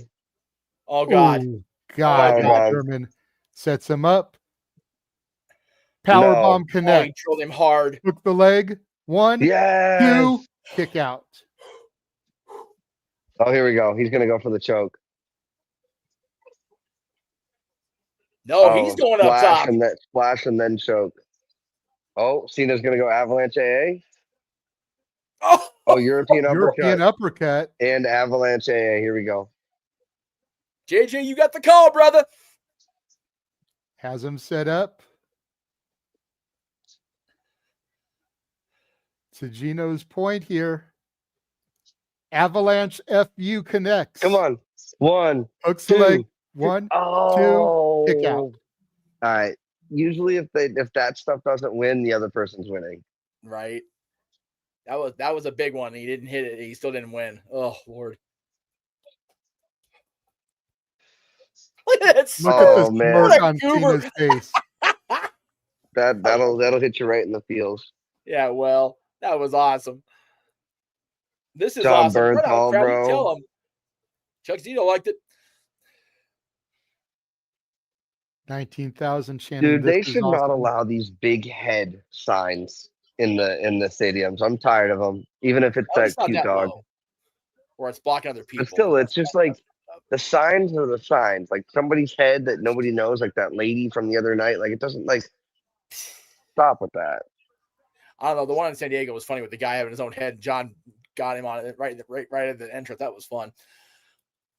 Dodgers fan though in the San Diego crowd. That was brave of that dude. Both men trading shots center of the ring. Nice European uppercut there by Gunther. Oh, and one from Cena in return. He hit him. He got him solid there. Gunther with the forearm. They're just trading shots. This is great. Here we go. Attitude adjustment. Going for another one to Gino's point. Oh, you can see him calling it. Counter. That. Oh no! Another power bomb. Oh, it's over. Here we going home. Gunther And going we are up at the to top of the hour, rope. for what it's worth. Oh, no! Flash connects. One, Oh no. two. Cena kicked Cena's out. no, it's Fuck. gonna be a choke out. They're gonna be He kicked trying to out choke him early, out. Like, too. He didn't kick I out don't two see and it a half. He being kicked out a early, pin. too. Gunther trying to Gunther's taunt Cena, pissed. telling him to get up. Yeah, Cena's been studying against the frog splash for the better part of a month and a half, so he knows how to kick out of that. That was solid. That was a good Here we sequence. go. I like that. Crowd chanting Super Cena again. They want him. And here we go, choke. Sleeper locked in. Gunther's got it cinched in deep. And we're officially fighting. over. 10:01. I love that. Cena's fighting, but he's fading. Cena's down to his knee. Cena's chest is red. His elbows are red. He's giving it everything he has. The question is, are they going to do the 1, 2, 3 arm down or just the one arm down? Because they're inconsistent with that. Yeah. He's trying to fight back, getting a little surge of adrenaline here. Trying to break the hold of Gunther. You can see him, but he's struggling. Gunther right back to that choke, back to that sleeper. The American flag on the Jeep. Mhm. Right center Cena's camera. down. Oh, I like Legs that. grapevine. He's had that for a while, though. Oh, whoa. As soon as he grapevines the legs, it's over. He had it there for a minute, and then John wiggled It sure over. looks like Cena wants to turn it into an attitude adjustment. Dude, Gunther's hand is like partially like bruised or like green from hitting John so hard. Oh my gosh. Back Tried out to of it go again. for it. To your point, he tried to get him on the shoulders, but Gunther slid right back down, locked that sleeper right back in. It's like a comfortably perfect reversal. Yeah. Oh, man. Oh, no. Cena's back down. Cena, is passing out the same as giving up is the question. It's wearing him down. I would, because never give up is something Cena needs to hang his hat on and still be able to sell merch about. Oh my God. That's so Gunther jumping on his difficult. back. All his body weight now on Cena. It's making John carry all of that 200 and whatever, almost 300 pounds of just pure wrestler. Yeah, I mean he's not the age that he was when he put Big Show and Edge on his back, but I still believe he can maybe get this done. Yeah, he's still a strong mucker father, dude. Let's not kid ourselves. We all know how to get like if a schoolyard bully has got you like that, you just fall under your back. Here we go again. Right back to the choke, though. Right back to the sleeper. It's Cena had just enough energy to back Gunther into the turnbuckle pads, but it wasn't enough to keep him. Yeah. It's just such a smart way to wrestle. Yep. And that's why Gunther. Exactly. It's the best pure wrestler on the roster versus the greatest, let's be real, sports entertainer of all time. Cena still fighting, feeling the 19,000 surge through his veins. Cena's going to do something with him. He's got him. He's got him backpacked up and again. Another ram into the turnbuckles from Here Cena. we go. Attitude adjustment. Him up. Oh my God. He hit it. Another ref connects. Hooks the leg. There's one. Oh Two. my goodness. Gunther kicks out again. Golly. Here we go. Right into it. Gunther's like a relentless predator on the hunt with Jesse Ventura in attendance. It's apropos. Right. He was in the first Predator movie. I didn't even recognize him when I watched that for the first time this year. Isn't that crazy? Well, that was Jesse still in his announcer prime, to be fair, 85, 86, whatever that was. He was a big dude. He was. Don't give up, they're chanting. Yep, 19. His face is literally turning blue. I would have cried at that.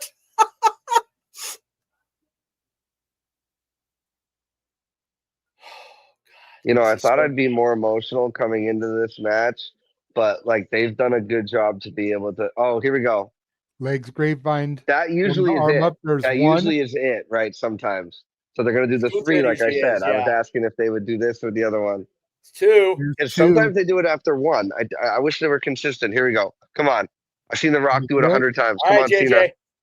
Yeah, three. No. Never give up. Hustle, loyalty, respect.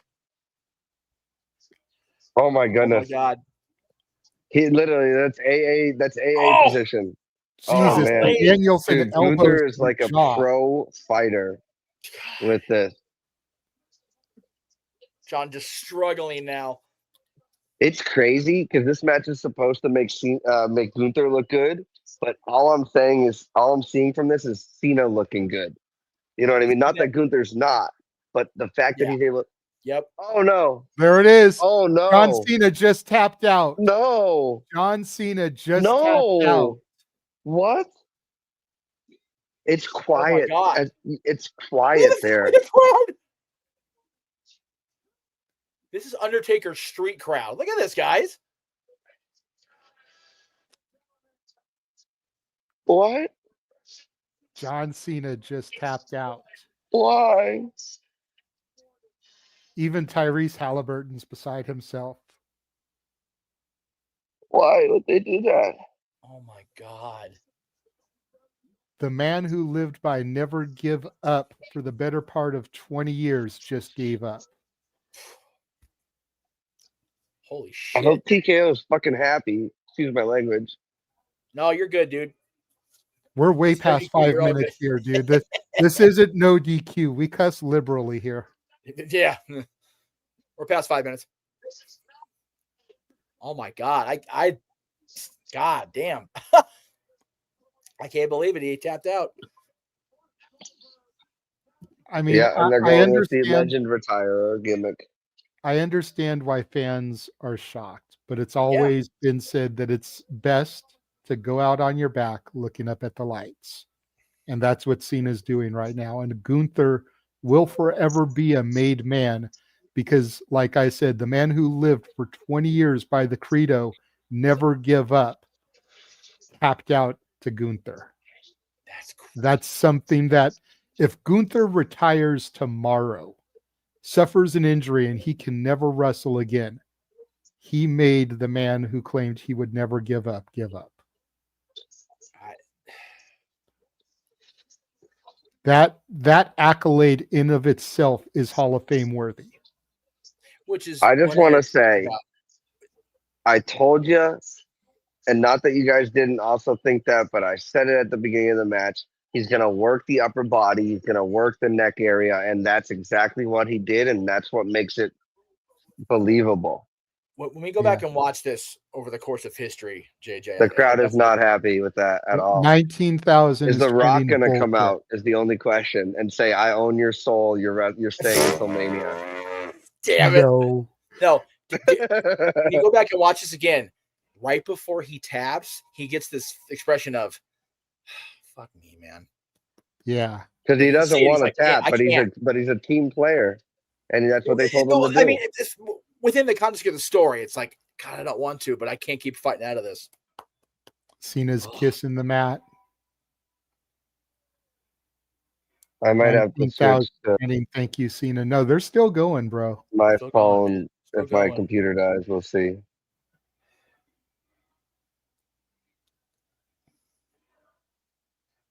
Quitter spelled with 2 T's. Smart ass. Chat room. Let me Yeah, guess, I had to. Emmanuel. Manual, yeah. Spelled with 2 T's. I love Emmanuel, but it's not the too. time. I do too. Fuck off. I'm not crying. I'm chopping onion. Right? Yeah, Seriously? I saw Who's that cutting onions? earlier.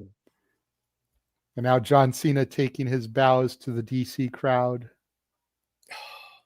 Wait a minute. He stopped. He sees something. They're all coming out. Oh, no. Triple They're all H, coming Stephanie out. McMahon, Cody Rhodes, CM Punk, Shawn Michaels, Undertaker, Bruce Pritchard there Bruce walking out on camera is wild.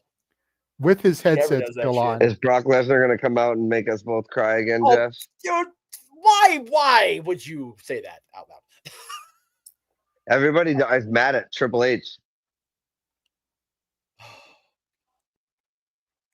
Who's that tall guy? They with are the not gray hair? Who happy the with hell is that? H.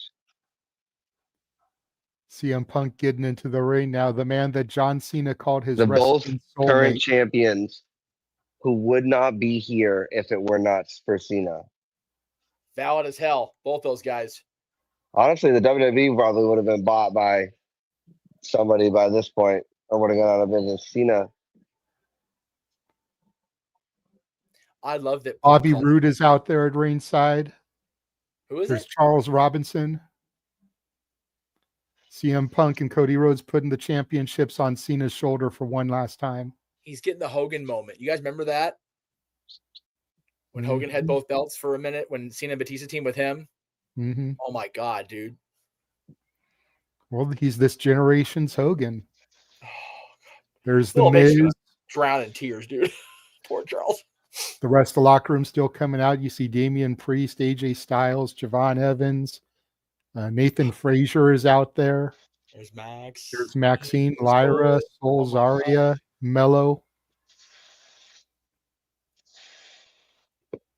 Oh fuck! Here we. That's it.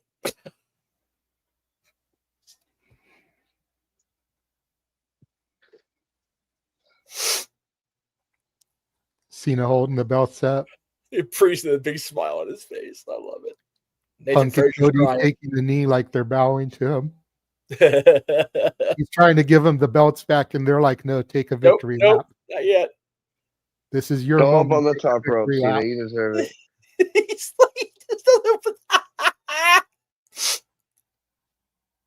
oh God. Triple H on the ring apron there. Again, he's trying to give him back, and they're like, "No, take a lap around. This is your moment, seriously. guys. You've earned this." They're not going to make the same mistake they did with Goldberg. They're going to let him have his moment and let everybody see it, and that's smart. And again, it wasn't all their fault. They were still on NBC at that point. They had only so long that they could be on television. Yes, This is but then you exclusive book it Peacock. differently, though. Well, right? but- Then you book it to have time. Again, everything's learning experience. Look at that. Look at Hunter smile. Oh my God. Michael Hayes, Jamie Noble ringside, pointing up to the crowd. Oh no, Jesus. I am not okay. I am not okay.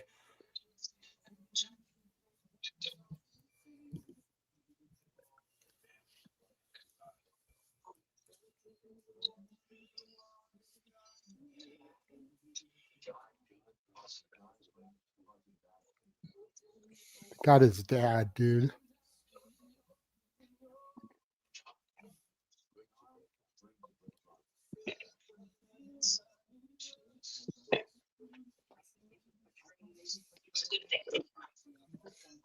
And his mom. He was my bus driver when I was a kid. That's crazy, dude.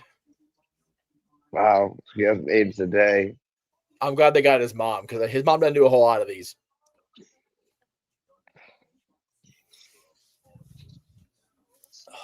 Drew St. John is the benchmark.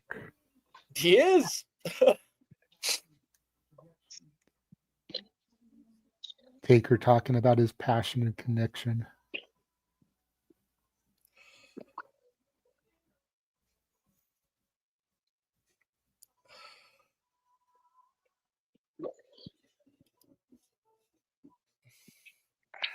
It's not fair, guys. It's not, man. It sucks. They freaking trashed on him for so many years. Yeah. I'm having a hard time figuring if I should watch the video package or watch the little bubble in the corner with John's reaction. Right. I know. It's like if ever there's time to have a lazy eye. It's okay, John, to be emotional. God knows we His are. love and care for kids is so authentic. You don't be a camp counselor for No, kids unless you care about them authentically. Just he is every bit the dude that we see. Every bit of it.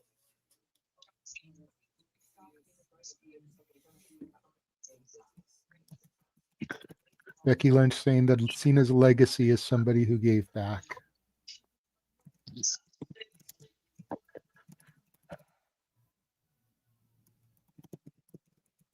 Yeah.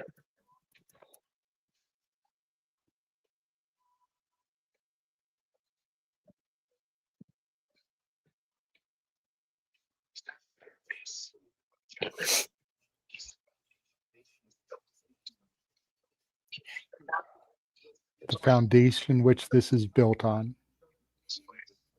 Sammy saying that he showed us the way.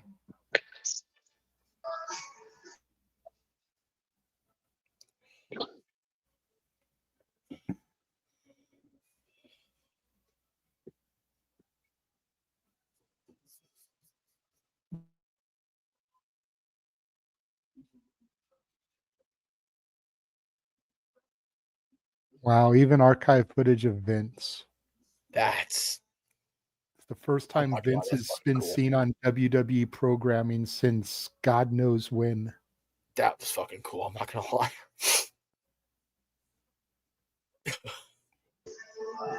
Look, that's what broke Cena when they showed Vince. Look. No, yeah, you can see it. Yeah. Yep.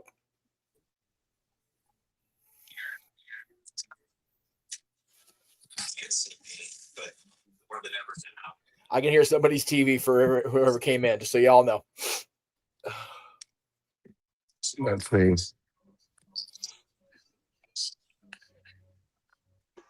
I'll tell you what, that Netflix show where they show behind the scenes stuff, season 3 needs to be Cena's whole last run. Like that's what season 3 needs to be. And coming back to John, who's taking his bows in the center of the ring again. Sammy and Kevin next to each other at ringside. It's surreal to look like because it looks like there's no barrier separating the fans from the front of the ring. I know, in right? that picture. That's great. Oh my! And there barely is. I mean, it somehow looks smaller. It's the same barrier every week, but it looks smaller right now. It's weird. Cena saluting the crowd. Oh no! He's leaving his shoes, leaving his wristbands in the rain. We all know what this signifies. Look at Lillian. Look at Lillian. There goes the armband. He kissed that. Somebody said, "Leave the jorts."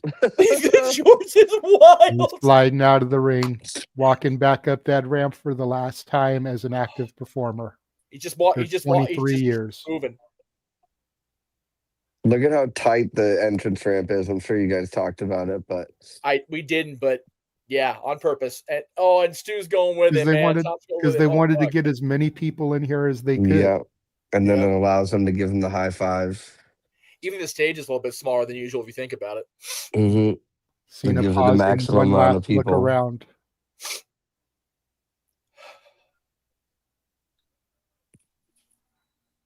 I'm sorry, guys. Wink of his eye. And the final bow. Gino, there's no need to apologize. We're all emotional, man. Yeah, please don't fucking apologize. Look, I barely ever stand up on camera. I've been standing up this whole time. Cena just said, "It's been my pleasure entertaining you guys. Thank you."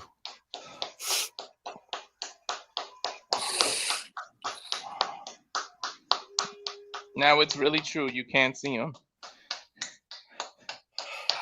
And just like that, he's gone.